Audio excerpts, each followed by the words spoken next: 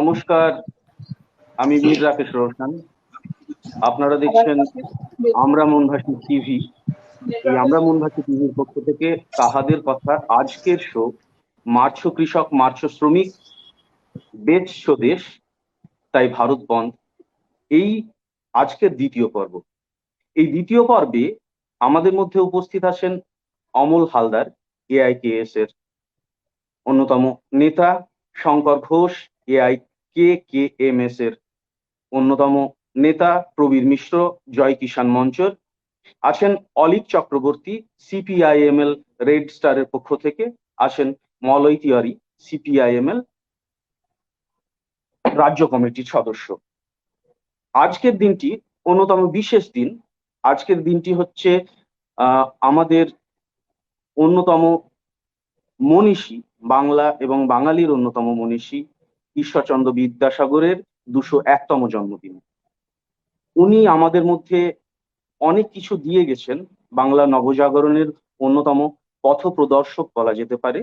তাকে শ্রদ্ধা দিয়ে একটা গান দিয়ে আমরা শুরু করব। তার আগে আমরা গানটা শুনি।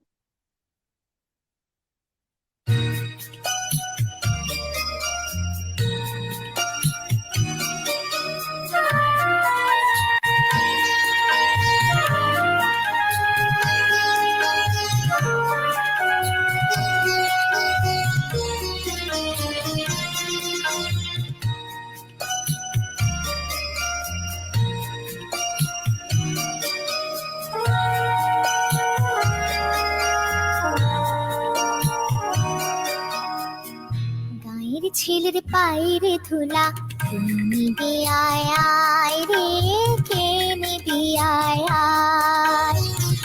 গায়ের ছেলের পায়ের ধুলা তুমি নিবি আয় আয় রে, কে নিবি আয় আয়।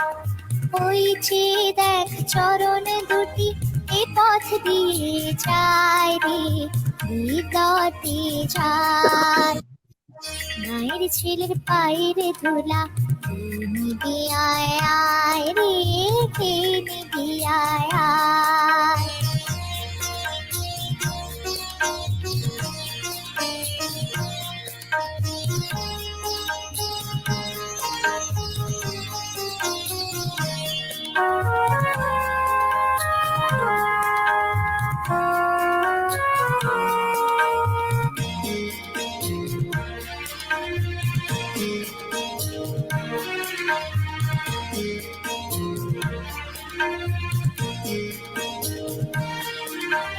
বিদ্যাসাগর আছেন বলি করেছি লেখা পড়া, তার দয়াতে বিদ্যালয়ের ভুবন আলোয় ভরা। বিদ্যাসাগর আছেন বলি করেছি লেখা পড়া, তার দয়াতে বিদ্যালয়ের ভুবন আলোয় ভরা। এমন বড় মাটির মানুষ আর তো দেখি নাই রে, আর তো দেখি নাই। গায়ের ছেলের পায়ের ধুলা তুমি নিবি আয় আয় রে, কে নিবি আয় আয়।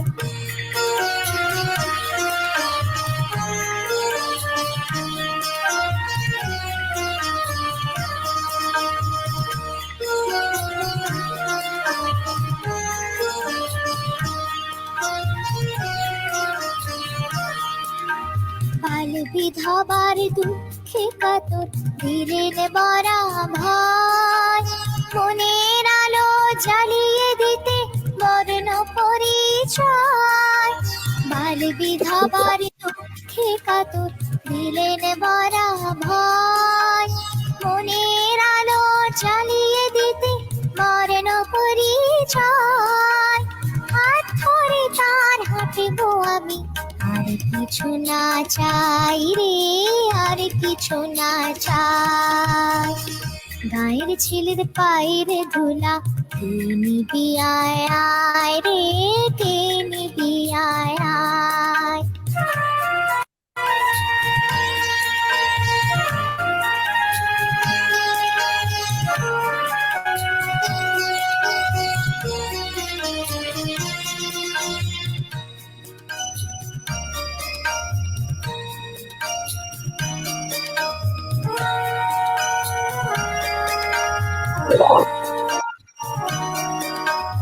মানুষ হওয়ার জন্য আমি আকুল হয়ে থাকি, সারাক্ষণই তার ছবিটি আঁকড়ে বুকে রাখি।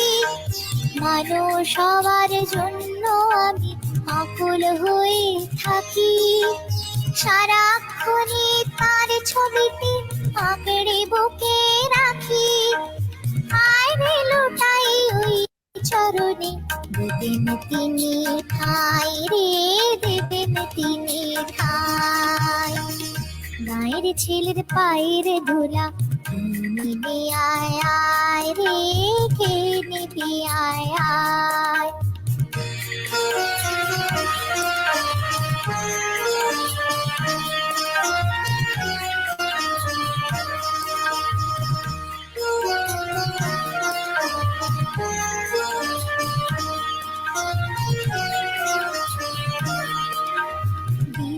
সাগর বিচে আছেন চিরজীবী হয়ে, তার ছায়াতে চিরিয়ে নেব তারি পরিচয়ে। বিদ্যাসাগর বিচে আছেন চিরজীবী হয়ে, তার ছায়াতে চিরিয়ে নেব তারি পরিচয়ে। 200 বছর ধরে আছো তার জয় গান গাই রে, তার জয় গান গাই, তার জয় গান গাই রে, তার জয় গান গাই, তার জয় গান গাই রে, তার জয় গান গাই। কবি অচিন্ত সুরালের লেখা এবং রূপকথার অসাধারণ কণ্ঠে আমরা একটা খুব সুন্দর শ্রদ্ধাঞ্জলি গানের মধ্য দিয়ে আমরা চলে আসছি মূল অনুষ্ঠানে। আমাদের মধ্যে প্রথমে বলেছি উপস্থিত আছেন অমল হালদার। অমল বাবুকে দিয়েই শুরু করছি। অমল বাবু, আগামীকাল ভারত বন্ধ, শোনা যাচ্ছে তো? হ্যাঁ, শুনতে পাচ্ছি। আপনি ভারত বনটাকে কিভাবে দেখছেন? আগামীকালকের বনটাকে কিভাবে সমর্থন করছেন এবং কিভাবে দেখছেন? আগামীকালে যে ভারত বন্ধ, এটা কোনো আচমকা ডাকা হয়েছে এমনটা বিষয় না। এই ধর্মঘটের পিছনে একটা 10 মাসের আন্দোলনের একটা অতীত আছে এবং দিল্লির চারপাশে লক্ষ লক্ষ মানুষ আজকে 10টা মাস ধরে তারা আন্দোলন করছেন কৃষি আইন বাতিলের দাবিতে, আমাদের দেশের যে বিদ্যুৎ বিল যা হয়েছে তার বাতিলের দাবিতে, এবং নতুন করে যুক্ত হয়েছে 4টি শ্রম কোড, সেগুলোকে বাতিলের দাবিতে। এই আন্দোলন চলছে দিল্লির উপকণ্ঠে আজকে 10টা মাস। 600 জন মানুষ মারা গেছেন। কেন্দ্রীয় সরকার কার্যত গোটা আন্দোলন এত বড় একটা মুভমেন্ট স্বাধীনতার পর ঘটছে ভারতবর্ষে, এত বড় কৃষক আন্দোলন কখনো হয়নি, যা সারা বিশ্বে পর্যন্ত নাড়া পড়েছে। কেন্দ্রীয় সরকারের ভূমিকা অত্যন্ত লজ্জাজনক। এখন সংযুক্ত কিষাণ মোর্চার নেতারা 26শে 27শে আগস্ট তারা দুদিনের একটা বড় কনভেনশন করলেন। সেখানে প্রায় 500টি সংগঠন সেখানে যুক্ত ছিলেন, ছাত্র যুব ট্রেড ইউনিয়ন মহিলা সমস্ত সংগঠন সেখানে যুক্ত। তারা সিদ্ধান্ত করেন একটা বড় সমাবেশ মুজাফফরপুর নগরে 5ই সেপ্টেম্বর। সেই সেপ্টেম্বরে প্রায় 10 লক্ষ মানুষের উপস্থিতিতে একটা বিশাল সমাবেশ হলো মুজাফফরপুর নগরে, এবং যেখান থেকে তারা এই ধর্মঘটের আহ্বানটা জানিয়েছেন। আগামীকাল সকাল 6টা থেকে 4টে পর্যন্ত এই বন্ধ গোটা ভারতবর্ষে হবে। তাহলে অমল বাবুর কাছে আবার ফিরে যাচ্ছি। অমল বাবু, তাহলে এই ধর্মঘট মানে এই বন্ধটা যেটা ডাকা হয়েছে সেটা উত্তর ভারতে বা পাঞ্জাব, হরিয়ানা, উত্তরপ্রদেশ এই সংলগ্ন রাজ্যে যে প্রভাবটা পড়বে সেই প্রভাবটা কি পশ্চিমবঙ্গে পড়বে? এখন দেখুন, পশ্চিমবঙ্গে কতটা পড়বে সেটা আজ থেকে বলা সম্ভব না। তবে ধর্মঘটকে কেন্দ্র করে এখানে বিপুল প্রচার হয়েছে, অনেক বড় প্রচার। রাজ্য জুড়ে এখানেও সমস্ত কৃষক সংগঠনগুলিকে মিলে এখানে যৌথ কনভেনশন হয়েছে, জেলায় জেলায় যুক্ত কনভেনশন হয়েছে এবং অজস্র প্রচারপত্র বিলি হয়েছে। এই সময়ের মধ্যে পদযাত্রা হয়েছে, মিছিল হয়েছে, হাট সভা হয়েছে, পথসভা হয়েছে, অজস্র কর্মসূচির মধ্য দিয়ে আগামীকাল ধর্মঘটের প্রচার পশ্চিমবঙ্গে হয়েছে। এখন সেই ধর্মঘট কেমন হবে আজকে সেটা বলতে পারছি না, তবে আগামীকাল সমস্ত কৃষক এবং ট্রেড ইউনিয়ন ফ্রন্টের যারা কর্মী তারা সব রাস্তায় থাকবেন এবং ধর্মঘটের জন্য যেভাবে পিকেটিং করা, অবস্থান করা, অবরোধ করা, এই সব কর্মসূচি আগামীকাল হবে। তবে সংযুক্ত কিষাণ মোর্চা সমস্ত রাজ্য সরকারের যারা সব আছেন তাদের সবাইকে, বিজেপি বাদে সবাইকে একটা অনুরোধ করেছেন যে ধর্মঘটকে সফল করার জন্য, তাদের পাশে দাঁড়ানোর জন্য। এখানে রাজ্য সরকারের কি ভূমিকা হবে আমরা জানি না, তবে দ্বিচারিতার মনোভাবটা খুব স্পষ্ট। মুখে কৃষক আন্দোলনকে সমর্থন করেন এবং কার্যত কৃষক আন্দোলন ভাঙার জন্য যে প্রচেষ্টা সেটাই নিয়ে থাকার চেষ্টা করেন। অতএব কি ভূমিকা নেবেন সেটা কিছুটা আন্দাজ পাওয়া যায়, কিন্তু আমরা কালকে রাস্তায় নেমে এটাই দেখাতে চাই। আপনার কথাকে সমর্থন করেই যদি বলা যায় যে রাজ্য সরকার এই মুহূর্তে কৃষক আন্দোলন নিয়ে সেইভাবে কোনো কথা বলছে না, সমস্ত জায়গায় একটা গড়িমসি করছেন, কোনো পক্ষ অবলম্বন করছেন না। তো আপনারা যেহেতু সাধারণ মেহনতি মানুষের পক্ষ অবলম্বন করেন এবং মেহনতি মানুষের কথা বলেন, কৃষকদের কথা বলেন, শ্রমজীবী মানুষদের কথা বলেন, তাহলে আমার একটা প্রশ্ন যে এই যে জিনিসগুলো, এই কৃষক আন্দোলন যে কারণে চলছে দীর্ঘদিন ধরে, সেই 10 মাস ধরে, তার অন্যতম কারণের মধ্যে হচ্ছে এমএসপি। আমার প্রশ্ন হচ্ছে যে বিগত দিনে বাম সরকার প্রায় 34 বছর ছিল, কিন্তু সেই 34 বছর থাকার পরেও কৃষকদের এমএসপি ব্যবস্থা সুনিশ্চিত কেন করা হয়নি? আজকের দিনের দাবিতে আপনারা দাঁড়িয়ে আছেন, তাদের পক্ষে ঠিকই আছে, কিন্তু বিগত দিনে আপনাদের কাছে তো স্কোপ ছিল এমএসপি ব্যবস্থা সুনিশ্চিত করা, সেটা কেন হয়নি? এটা আপনারা ভালো করেই জানেন, 1977 সালে বামপন্থীরা ক্ষমতায় আসার পর প্রথমে যে জায়গাটার প্রতি সব থেকে জোর ছিল যে অভাবী বিক্রি আমাদেরকে বন্ধ করতে হবে, এবং প্রথম 1978-এ পঞ্চায়েত নির্বাচনের পর, বিশেষ করে বানের পর, সে বছর থেকেই পঞ্চায়েত থেকে ধান কেনার ব্যবস্থা হয় বিভিন্ন জায়গাতে, এবং তখনকার সময়ের যে ন্যায্য দরে সেই ধান কৃষকের কাছে কেনা হতো, কোনো অসুবিধা হতো না। তারপর একটা সময় পেরিয়ে যাওয়ার পর এই ধান কেনার ক্ষেত্রে একটা স্ট্রাকচার তৈরি হয় সমবায়কে ঘিরে। গ্রামে গ্রামে সমবায়, তারা ধান কিনতে শুরু করে। সমবায় ধান কেনার পর তার পরবর্তীকালে চলে আসে স্বয়ংবর গোষ্ঠী। তাদেরকে একটা নির্দিষ্ট টাকা তারা কমিশন পাবেন, কৃষকের কাছ থেকে ধান সংগ্রহ করে তারা মিলে বিক্রি করতে পারলে, এবং সমস্ত আমাদের স্বয়ংবর গোষ্ঠীর লোকেরা বাড়িতে বাড়িতে ধান ক্রয় করে তারা পাঠাতেন। তার জন্য তারা একটা পারিশ্রমিক বা তারা একটা অনুদান পেতেন তারা সেখান থেকে। অর্থাৎ একটা সিস্টেম চালু হয়ে গেছিল স্বয়ংবর গোষ্ঠী, সমবায়, সবকিছু মিলিয়ে। ধানের দর নিয়ে তখন মানুষের কোনো অসুবিধা ছিল না। আমি বলছি তখন এই প্রশ্নটা, আমি বলছি এই প্রশ্নটা তখন আসেনি। এই প্রশ্নটা এলে তখন নিশ্চিত সেটা বিচার বিবেচনা হতো। পরবর্তীকালে অনেক পরে এমএসপির প্রশ্নটা এসেছে। আচ্ছা, আর দুটো প্রশ্ন আপনাকে করবো, তারপর অন্যদিকে যাব।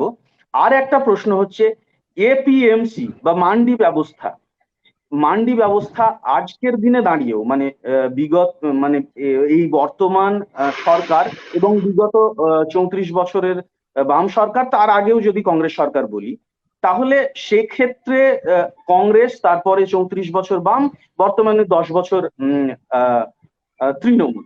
তো এপিএমসি বা মান্ডি ব্যবস্থা বাংলায় এত জীর্ণ অবস্থা কেন? এক। আর দুই হচ্ছে যে এতদিন ধরে এই কৃষক, কৃষি, শ্রমজীবী মানুষ, মেহনতি মানুষের কথা বলেছেন, অথচ কৃষকদের সামাজিক ব্যবস্থা সুরক্ষিত হয়নি। এই দুটোর উত্তর চাই। এক হচ্ছে এপিএমসি বা মান্ডি ব্যবস্থা এত জীর্ণ অবস্থা কেন এতদিন থাকার পরেও, পাশাপাশি কৃষকদের সামাজিক ব্যবস্থা সুরক্ষিত হয়নি কেন, যে পেনশন প্ল্যান বা এই রকম ধরনের বিষয় আশয়গুলো, এই সামাজিক ব্যবস্থাটা সুরক্ষিত হয় না কেন? আপনি তো কৃষক নেতা, এই বিষয়টা নিয়ে একটা বিষয় হচ্ছে যে প্রভিডেন্ট ফান্ড, কৃষক তাদের প্রভিডেন্ট ফান্ডের বিষয়টি বামফ্রন্ট আমলে শুরু হয়েছিল, এবং তারা যে টাকা জমাবেন রাজ্য সরকার সমপরিমাণ টাকা দেবেন, এবং তারা একটা নির্দিষ্ট সময়ের পর তারা সেই টাকা তুলতে পারবেন। অনেক জায়গাতে সে তোলাটা শুরু হয়েছিল। অতএব এটা থাকেনি তা না। আজকে যেভাবে যা ভাবা হচ্ছে সামাজিক সুরক্ষার ব্যাপারে কৃষকদের জন্য যতটুকু সম্ভব যে পাঠগুলো করা দরকার তখন সেগুলো বজায় ছিল। আমাদের এখানে এপিএমসির ব্যাপারটা ছিল না, এত চাহিদাও ছিল না। যে সিস্টেমে এখানে রাজ্য সরকার জাস্ট দুর্গাপুজো, লক্ষ্মী পুজোর পরেই সমস্ত গভর্নমেন্টের উইংস গুলোকে নিয়ে, খাদ্য দপ্তর, কৃষি দপ্তর, সমস্ত দপ্তরকে নিয়ে তৎকালীন যে অর্থমন্ত্রী অসীম দাশগুপ্ত বসতেন, আলোচনা করতেন ধান ক্রয় কেন্দ্র কোথায় কোথায় হবে, কোন কোন জায়গা থেকে ধান সংগ্রহ করা হবে, সমস্তটা মিলে যে ডিসকাশন করে যে একটা পরিকাঠামো গড়ে উঠেছিল, এতে কৃষকদের কোনো অভাব অভিযোগ আমরা তৎকালীন সময়ে শুনিনি যে কোনো জায়গাতে কৃষক দামের ক্ষেত্রে বঞ্চিত হচ্ছে। আলুর ক্ষেত্র এমন এমন সময় গেছে যেখানে 700 কোটি টাকা এবং একটা বছর 500 কোটি টাকার আলু কৃষকদের কাছ থেকে সরকার কিনে কোল্ড স্টোরেজে রেখেছেন, এবং যে আলু পরবর্তীকালে এত কিছুর পরেও কিন্তু কৃষক আত্মহত্যা হতো। তখনকার কৃষক আত্মহত্যা আপনি যদি দেখেন সংখ্যাটা ছিল খুব কম। আজকে এই মানে মমতা ব্যানার্জির আমলে পশ্চিমবঙ্গে কৃষক আত্মহত্যা করেছে 234 জন, 234 পশ্চিমবঙ্গে আত্মহত্যা করেছে। তাদের নাম, ঠিকানা সমস্ত কিছু আমাদের কাছে আছে। আমরা আত্মহত্যাকারী কৃষকদের নিয়ে আমরা সমাবেশ করেছি, কিন্তু আমাদের সময় আমাদের সমস্ত সংগঠন, মানে কৃষক সংগঠনদেরকেই বলছি, মানে শুধুমাত্র বাম বা তৃণমূল নয়, কংগ্রেসও ছিল সরকার, সবাইকে আমি বলছি আমাদের এই ব্যবস্থার মধ্যে আমরা বাস করছি, টোটাল সোসাইটি, যে সমাজ ব্যবস্থায়, এখানে সব মানুষের আশা পূরণ করে দিতে পারবো এবং তার সীমাবদ্ধ ক্ষমতা নিয়ে বামফ্রন্ট বিশেষ করে উদারীকরণ নীতির পর গোটা দেশের শিল্প, কৃষি থেকে শুরু করে সমস্ত কিছু যখন ভয়ঙ্কর অবস্থা শুরু হয়ে গেছে 91-এর পর, বলছি আমার কথাটা এই কথাটা উল্লেখ ছিল যে সমস্ত মানুষের আশা পূরণ আমরা করতে পারবো না। আমাদের কর্মসূচির মধ্যেই পরিষ্কারভাবে উল্লেখ ছিল যে সীমাবদ্ধ ক্ষমতা নিয়ে মানুষের সব সমস্যার সমাধান করা যাবে না। আমরা কি কি করতে পারি আসুক কাজ, সে সম্পর্কে আমরা প্রথমেই বলে দিয়েছিলাম কর্মসূচিতে। আমরা কখনো মানুষের কাছে একবার উজ্জ্বল চিত্র, সব সমস্যার সমাধান করে দেবো এই কথা কোনদিন বক্তৃতাতেও বলিনি। বামফ্রন্টের আমলে সীমাবদ্ধ ক্ষমতার সম্পর্কে যে কথাগুলো বলা দরকার আমরা বারে বারে সচেতন অবস্থাতেই সে কথা বলেছি। এখন আমি আপনার কাছে বলি, আত্মহত্যা যে করেছে, আমাকে শেষ করতে দিন একটু। বামফ্রন্ট আমলে আত্মহত্যার সংখ্যাটা, আমি যেমন 234 জনের কথা বললাম, দয়া করে বামফ্রন্টের আমলে আত্মহত্যার সংখ্যাটা আপনারা বলবেন। আপনারা বললে আমরা বুঝতে পারবো। আমি তো 234 নাম, ঠিকানা সমস্ত আমার কাছে আছে, কিন্তু বামফ্রন্টের আমলে কৃষিক্ষেত্রে আচ্ছা, বেশ। আত্মহত্যার তাহলে চেহারাটা এই জায়গা ছিল না। এই বিষয়টা নিয়ে অবশ্যই আপনার কাছে যেমন লিস্ট আছে সেরকম অন্য মানুষের কাছেও তার লিস্ট থাকবে, সেটা নিয়ে পরবর্তীকালে কথা হবে। একদম চলে যাব শঙ্কর ঘোষের কাছে। উনি AIKKMS এর মানে SUCI পার্টির যেটা কৃষক সংগঠন, তার অন্যতম নেতা, সর্বভারতীয় নেতা। তো উনার কাছে প্রশ্ন যে আগামী কালকের বন্ডটাকে কিভাবে দেখছেন এবং কতটা প্রভাব ফেলবে বাংলা কৃষি জীবনে, মানে বাংলা কৃষকদের ওপরে বা সাধারণ মানুষের ওপরে? দেখুন, আগামীকালের বন্ধ কি উদ্দেশ্যে ডাকা হয়েছে গোটা ভারতবর্ষের মানুষ জানেন। 10 মাস ধরে 600 কৃষকের আত্মবলিদানের মধ্য দিয়ে যে সংগ্রাম দিল্লিতে পরিচালিত হচ্ছে, সেই সংগ্রাম যারা পরিচালনা করছেন সেই সংযুক্ত কিষাণ মোর্চা, যার মধ্যে আমাদের সংগঠন অল ইন্ডিয়া কিষাণ ক্ষেত মজদুর সংগঠন একটা অত্যন্ত গুরুত্বপূর্ণ অংশীদার, তারা ডাক দিয়েছে। কারণ কি জানেন? 3টে কৃষি নীতি, কালা কৃষি নীতি বিজেপি প্রত্যাহার করা, বিদ্যুৎ বিল প্রত্যাহার করা, MSP লিগালাইজ করা, এবং যে শ্রম বিল, সেই শ্রম বিল বাতিল ইত্যাদি কেন্দ্রীয় সরকারের যে সমস্ত ফ্যাসিস্টিক নীতি, তার বিরুদ্ধে ডাক দিয়েছে সংযুক্ত কিষাণ মোর্চা। তাকে সমর্থন করছে সমস্ত কেন্দ্রীয় ট্রেড ইউনিয়ন, ছাত্র, যুব, মহিলা সংগঠন এবং সমাজের সর্বস্তরের সাধারণ মানুষ তাকে সমর্থন করছে। কি প্রভাব পড়বে? এত মানুষ কি প্রভাব পড়বে? আমি না, সঞ্চালক মশাইকে বলি শেষ করতে দিন। কি প্রভাব পড়বে এইটা আপনার একটা প্রশ্ন। হ্যাঁ, উত্তর ভারতে সর্বাত্মক বন্ধ হবে, সর্বাত্মক বন্ধ হবে পশ্চিমবঙ্গে, লিখে নিন আপনি। সর্বাত্মক বন্ধ হবে আসামে, লোয়ার আসামে একটু প্রবলেম হবে, কিন্তু সর্বাত্মক বন্ধ হবে। সর্বাত্মক বন্ধ হবে ঝাড়খণ্ড, সর্বাত্মক বন্ধ হবে বিহার, সর্বাত্মক বন্ধ হবে উড়িষ্যা, সর্বাত্মক বন্ধ হবে তেলেঙ্গানা, অন্ধ্র, তামিলনাড়ু, কেরল, সর্বাত্মক বন্ধ হবে কর্ণাটক। গোটা ভারতবর্ষ কালকে প্যারালাইজড হবে, বন্ধ হবে। এই বন্ধ কোন দল সমর্থন করছে কি করছে না তার উপর নির্ভর করে না। এই আন্দোলন কোন দল তৈরি করেনি। এই আন্দোলন জন্ম হয়েছে কৃষকদের হৃদয়ের মধ্যে।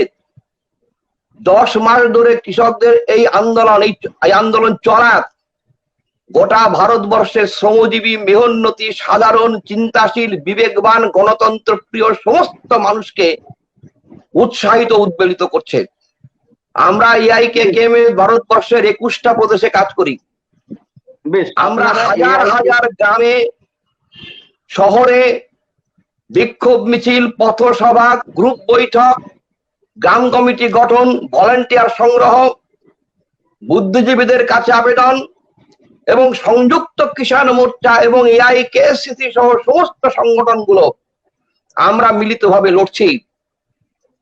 একটা কথা আমি বলতে চাই সঞ্চালক মশাইকে, মিলিতভাবে 10 মাস ধরে লড়াই চালিয়ে যাচ্ছে সংযুক্ত কিষাণ মোর্চা এবং অসংখ্য মানুষের বলিদান আছে, এটা কোনো রকম ভাবে অস্বীকার করা যায় না বা কেউ অস্বীকার করতে পারে না। কিন্তু প্রশ্ন হলো, আপনি যে MSPর কথা বললেন, মানে কিছুক্ষণ আগে MSPর দাবি নিয়ে কথা বলেছেন, আপনারা কিন্তু সরকারে ছিলেন, মানে সরকারের সঙ্গে ছিলেন, মানে রাজ্য সরকারে বিগত ইলেকশনের আগে।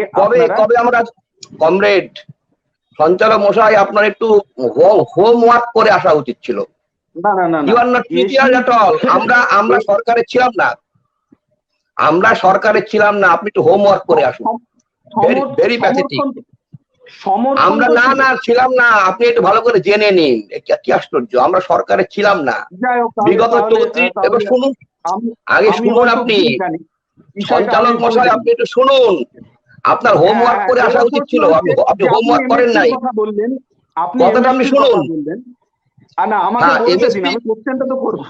আপনার প্রশ্নটা কি বলুন? তাহলে বাংলার মানুষকে MSPর কথা এতদিন বলেননি কেন? মানে কে বলছে? শব্দটা আমরা সেইভাবে আপনি কি আমাদের কৃষক সংগঠনের বক্তব্য জানেন আমরা বলেছি কিনা? আপনি আমাদের কৃষক সংগঠনের বক্তব্য জানেন, আপনার ঠিকানা পাঠাবেন, আমি আমাদের বক্তব্য পাঠিয়ে দেবো। হ্যাঁ, তাহলে আমরা মমতা ব্যানার্জিকে মমতার সঙ্গে আমাদের কি সম্পর্ক? মমতার সঙ্গে আমাদের কি সম্পর্ক? আমাদের AIKM এর শুনুন। এর একটা আরে আপনি আমার কথাটা শুনুন আগে, আপনি আমার কথাটা শুনুন। মমতা ব্যানার্জির সঙ্গে আমার কি সম্পর্ক? মমতা ব্যানার্জির সঙ্গে আমার কি সম্পর্ক? কোনো সম্পর্ক নেই। মমতা ব্যানার্জির সঙ্গে আমার কোনো সম্পর্ক নেই। আপনি প্রশ্নটা ঠিক ভাবে করুন, আপনি তো প্রশ্নটা ঠিক করছেন না। মমতা ব্যানার্জির সঙ্গে আমার কি সম্পর্ক? যে বাংলার মানুষ এতদিন এমএসপি টেস্টটা কেন পেল না, মানে বাংলার কৃষকরা এমএসপি জিনিসটা গ্রামাঞ্চলের মানুষ জানতে পারলো না কেন? সঞ্চালক মশাই শুনুন, বাংলার মানুষ শুধু না, গোটা ভারতবর্ষের মানুষই এমএসপি টেস্ট পায়নি। অল্প কিছু জায়গায় এমএসপি আছে, তাও কিসে আছে জানেন? তাও আসে প্যাডি, হুইট, দুটো ক্ষেত্রে এমএসপি আছে। তাও এমএসপি সরকারের ইচ্ছাধীন, এমএসপির কোনো আইন নেই। সারা ভারতবর্ষে তো অন্যতম মানে ফসলই তো প্যাডি আর হুইট। হ্যাঁ, আপনি শুনুন, আপনি কি জানেন এই দুটো পণ্য তা উত্তর ভারতের কিছু জায়গায় এমএসপি গভর্নমেন্ট দেয়, বাস্তবে গোটা ভারতবর্ষে কোথাও এমএসপি নেই। এমএসপি আইনসঙ্গত না, এই জন্য আন্দোলনের দাবি হচ্ছে। আরে আপনি শুনুন আগে, মানুষ জানলো না কেন? এবার শুনুন, আন্দোলনের দাবি হচ্ছে লিগালাইজ এমএসপি। এটা হচ্ছে আন্দোলনের দাবি, লিগালাইজ এমএসপি। এমএসপির কোন আইন নেই, এখনো পর্যন্ত নেই। দীর্ঘদিন ধরে বিভিন্ন কৃষক সংগঠনগুলো এমএসপি দাবিতে লড়ছে। আমরা বিগত, এবার শুনুন, আমরা বিগত 30 বছর ধরে এমএসপি দাবিতে লড়ছি। শঙ্কর বাবু, আমার প্রশ্ন হচ্ছে যে এই 10 মাসে এমএসপির যতটা কথা উঠে আসলো, ভারতবর্ষ স্বাধীন হওয়ার পরবর্তী সময় পর্যন্ত, এই সময় পর্যন্ত কিন্তু পশ্চিমবঙ্গ জুড়ে এমএসপির কথাটা সেইভাবে উঠে আসেনি। লিগ্যালাইজড কথা আন্দোলনে শুনুন, একটা আন্দোলনে যখন লক্ষ লক্ষ মানুষ, একটা আন্দোলনে যখন লক্ষ লক্ষ মানুষ অংশগ্রহণ করে, তখন তাদের দাবি যতটা প্রচার পায়, ভাষা পায়। যখন মানুষ লড়ে না, তখন সে দাবিগুলো ততটা প্রচার পায় না, ভাষা পায় না। এটা স্বাভাবিক। 10 মাস ধরে লক্ষ লক্ষ কৃষক লড়ছে এই দাবিকে ভিত্তি করে। ন্যাচারালি এই দাবিটা গোটা ভারতবর্ষের সামনে এসছে, স্বাভাবিক। কিন্তু এর মানে এই না, এর আগে লং মার্চ হয়েছে, এর আগে তেভাগা হয়েছে, তো এর আগে আন্দোলন হয়নি এটা না? আরে আপনি তো অদ্ভুত। সঞ্চালক মশাই, তেভাগা হয়েছে 1946 এ, তার সঙ্গে এমএসপি কি সম্পর্ক? রাকেশ বাবু, আমি একটা বিষয় বলি। তেভাগা হয়েছে 1946 এ, তার সঙ্গে এমএসপি কি সম্পর্ক? একটা বিষয় বলি না, আমি আন্দোলনের কথা বলছি। আন্দোলন যে কৃষক আন্দোলন, আন্দোলন তো ভারতবর্ষে অনেক হয়েছে, কৃষক আন্দোলন। আপনি কংক্রিট প্রশ্ন করুন, তাহলে কংক্রিট উত্তর হবে। আপনি প্রশ্ন করতে পারছেন না তো। ইউ আর নট ঠিক আছে, you are not prepared mister Prabir. প্রশ্ন ঠিক করে করুন, তাহলে উত্তর ঠিক পাবেন। আপনি এমএসপি করছেন, আবার তেভাগা বলছেন। আর তেভাগা কি আপনি জানেন? 1946 এ তেভাগা শুরু হয়েছিল। আর আন্দোলন তো তেভাগা কেন, তার আগে সন্ন্যাসী বিদ্রোহ হয়েছিল, তার আগে নীল বিদ্রোহ হয়েছিল। এত বড় আন্দোলন হয়নি, কিন্তু সঞ্চালক মশাই, আপনার এই ধরনের অনুষ্ঠানে আসবার আগে যথেষ্ট হোমওয়ার্ক করা উচিত ছিল, আপনি করেন নাই। এটা সিরিয়াস ম্যাটার নিয়ে আপনি বসেছেন। কালকে শুনুন, কালকে ভারত বন্ধ, আমরা সিরিয়াস মুভমেন্টের মধ্যে আছি। আপনি জানেন, কয়েকদিন আগে আমি দিল্লি থেকে এসেছি, সিরিয়াস মুভমেন্টের মধ্যে আছি। সিরিয়াস মুভমেন্টের প্রশ্ন নিয়ে আপনি আলোচনা সভা ডেকেছেন। আপনি সঞ্চালক, and you are not prepared. What is it? আপনি বলছেন আমরা গভর্নমেন্টে ছিলাম, আপনি আমাদের হিস্ট্রি জানেন না। বেশ, you have to put the proper question in the proper time. একদম আপনার ঠিক আছে, আপনি প্রশ্ন ঠিক করুন, তারপর আমাকে বলবেন। আপনি কিন্তু আমি খুব দুঃখিত যে আমাকে এখন চলে যেতে হচ্ছে। আমার মিটিং আছে, আমি চলে যাবো এখন। প্রবীর বাবুর কাছে চলে যাবো। প্রবীর বাবু, আগামীকালকের বন্ধটাকে আপনি কিভাবে দেখছেন?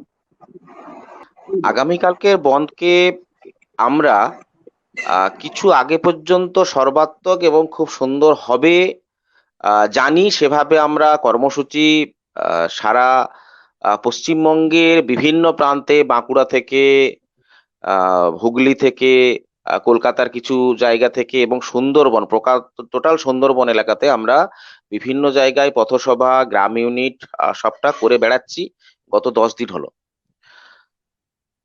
যে কথাটা আলোচনা হচ্ছিল, সন্ধ্যা পর্যন্ত সব ব্যাপারটা ঠিকঠাক ছিল। রাজ্য সরকারকেও চিঠি দেওয়া হয়েছিল, রাজ্য সরকার এটাকে সমর্থন করবে কি করবে না আমরা ভেবেছিলাম হয়তো এরকম হতে পারে যে সরাসরি উনি না বলবেন না, কিন্তু হয়তো তার যে লোকজন তাদেরকে বলবে ঠিক আছে, বেশি কিছু করার দরকার নেই, বা প্রশাসনকে বলতে পারে। দুর্ভাগ্য যেটা, আজকের কুলতলির একটা জায়গা থেকে খবর পেলাম, সেখানে সরকার পক্ষ মিছিল করছে এবং বলছে কালকের যে না দোকান খুলবে তার দোকানটা আর কোনোদিন খুলতে পারবে না। এটা দুর্ভাগ্য। আমরা অবাক যে আমরা কার কথা শুনছি, আমরা কি মোদির কথা শুনছি নাকি আমাদের রাজ্যের মুখ্যমন্ত্রীর কথা শুনছি? দুটো জায়গা থেকে আমরা খুব হতাশ হচ্ছি। মানে আসলে ব্যাপারটা কি, সেই জায়গা, সেই হতাশা নিয়েই বলতে হয় আগামী দিনের বন্ধ সবাই আমরা যারা কৃষক, ক্ষেতমজুর, অন্যান্য যে সকল আমাদের কৃষক সংগঠন যারা আছেন সবাইকে নিয়ে আমাদের বন্ধটা সর্বাত্মক হবে এই আশা রাখি। যদি না কিছু সরকার সরাসরি আমাদের সঙ্গে সংঘাতে না জড়ায়। হ্যাঁ, আসলে বেশ কিছু সরকার মানে কোনো পক্ষই অবলম্বন করছে না। এক্ষেত্রে আপনি যে অভিযোগ করছেন, এই অভিযোগটা যদি মানে সত্যি সত্যি হয়ে থাকে তাহলে এটা খুবই দুর্ভাগ্যজনক। সবচেয়ে বড় যে ব্যাপারটা, যেটা না বললেই নয়, যে চক্রান্তে আজকের আমরা যে কৃষক সংগঠন, শ্রমিক সংগঠন, খেতমজুর সংগঠন সবার কথা বলছি, আমি মূলত জয় কিষাণ আন্দোলনের থেকে বলছি। যোগেন্দ্রবাবু যার প্রতিষ্ঠাতা এবং সর্বভারতীয় যে আজকের সংযুক্ত কিষাণ মোর্চা বা অখিল ভারত কিষাণ সমন্বয় সমিতির তার যিনি দায়িত্বে আছেন অভিক সাহা, আমাদের এই সংগঠনের মূল সম্পাদক। আসলে বিষয়টা যেটা, সেটা আমরা পশ্চিমবঙ্গের কথা বলি। পশ্চিমবঙ্গে যেহেতু আমি পশ্চিমবঙ্গের প্রেসিডেন্ট আছি, পশ্চিমবঙ্গে আমাদের সবচেয়ে কাছের সরকার যেটা আমাদের কাছের কোর্ট, সেটা হচ্ছে পঞ্চায়েত অফিস। এবং আজকের যে প্রকল্প করা হয়েছে দুয়ারে সরকার, কৃষকের অস্তিত্ব কোথায় আছে জানি না। একদিকে দুয়ারে সরকার বলে বিভিন্ন পঞ্চায়েত থেকে সরিয়ে সেই প্রকল্পটা রাস্তায় এনে ফেলেছে। মানে কোথাও স্কুলে, কোথাও ক্লাবে, কোথাও একটা মোড়ের মাথায় 3টে জায়গায় ক্যাম্প চলছে, যেটা পঞ্চায়েতে অনায়াসে করা যেত। আসলে সমস্ত মানুষ বিভিন্ন খবরের চ্যানেলে এই এবং দুয়ারেও নয়, এখন যেটা হচ্ছে সাধারণ মানুষ, কৃষক, ক্ষেতমজুর, শ্রমিক বাধ্য হয়ে দুয়ারেও নেই, কাছের যে সরকার প্রশাসন পঞ্চায়েতেও নেই, তারা সবাই রাস্তায় ঘুরে বেড়াচ্ছে। আর সেই রাস্তাকে কালকের যখন আমরা বলতে চাইছি, দিল্লিতেও রাস্তায় আমাদের সমস্ত কৃষক ভাইরা তারা সেখানে বসে আছে, আমরাও গেছিলাম। তো সেই জায়গাতে আবার যখন কালকের সবাই কৃষক, খেতমজুর, দোকানদার তারা বলছে না কালকেরও আমরা এই বন্ধটাকে সমর্থন থাকি, সেখানে তাদেরকে বলা হচ্ছে যে কালকে যদি দোকান বন্ধ রাখো বা না খোলো তাহলে কিন্তু দোকান বন্ধ থাকে, কোনোদিন খুলতে পারবে না। এটা খুব হতাশাজনক। এটা রাখলাম। আপনার মনে হয় যে আপনি কি আশাবাদী যে সাধারণ কৃষক সক্রিয়ভাবে এই বন্ধের জন্য রাস্তায় নামবে? কৃষক তো সক্রিয়ভাবে, মানসিকভাবে তারা প্রস্তুত, তারা বুঝতে পেরেছে, আমরা তাদেরকে বোঝাতে পেরেছি। আমরা শুধু নয়, যত সংগঠন আছে সবাই মিলে বোঝাতে চেষ্টা করেছে এবং বুঝেওছে যে আন্দোলনটা আমার। আসলে এর পেছনে যে চুক্তি চাষ, ভূমি অধিগ্রহণ একটা কালা যে বিষয় আছে, সেটা সবাই বুঝেছে, উপলব্ধি করেছে। তারা রাস্তায় নামতে রাজি, কিন্তু তাদেরকে তো রাস্তায় নামিয়ে দেওয়া হয়েছে কিছুদিন আগে থেকে, এখন বলছে তোরা বাড়িতে থাক। এই যে একটা দ্বিচারিতা, এটাকে কিভাবে কি এগোবে, সেই চিন্তাটা, সেই প্ল্যানিংটা আমাদেরও করতে হবে। সেইটা নিয়ে আপনারা প্রস্তুতি নিচ্ছেন। যাই হোক, আমি চলে আসবো একদম অলীক চক্রবর্তীর কাছে। অলীক চক্রবর্তী CPIML রেড স্টারের অন্যতম সদস্য। অলীক দা, আপনি কালকের বন্ধটাকে কিভাবে দেখছেন? মানে সাধারণ কৃষক, শ্রমজীবী মানুষ এই বনটা কি সফল করার জন্য রাস্তায় নামবে? এটা কি আপনার ভাবনায় কি কেমন মনে হচ্ছে? দেখুন, 10 মাস ধরে যে আন্দোলনটা চলছে, এবং সেই আন্দোলনের পক্ষে একটা সাধারণ মতামত তো সারা দেশেই আছে, এবং পশ্চিমবঙ্গের কৃষকদের মধ্যেও সেই অনুভূতি, সেই মতামত সমস্ত জায়গাতেই আছে, এবং সমস্ত জায়গাতেই নানানভাবে এর প্রভাব পড়েছে এবং পড়বে। এখন যেটা বলার সেটা মানে প্রথমে আমি দু একটা কথা বলে নিই আসলে আমার বক্তব্যটাকে পরিষ্কার করার ক্ষেত্রে, কারণ কিছু আলোচনা হচ্ছিল।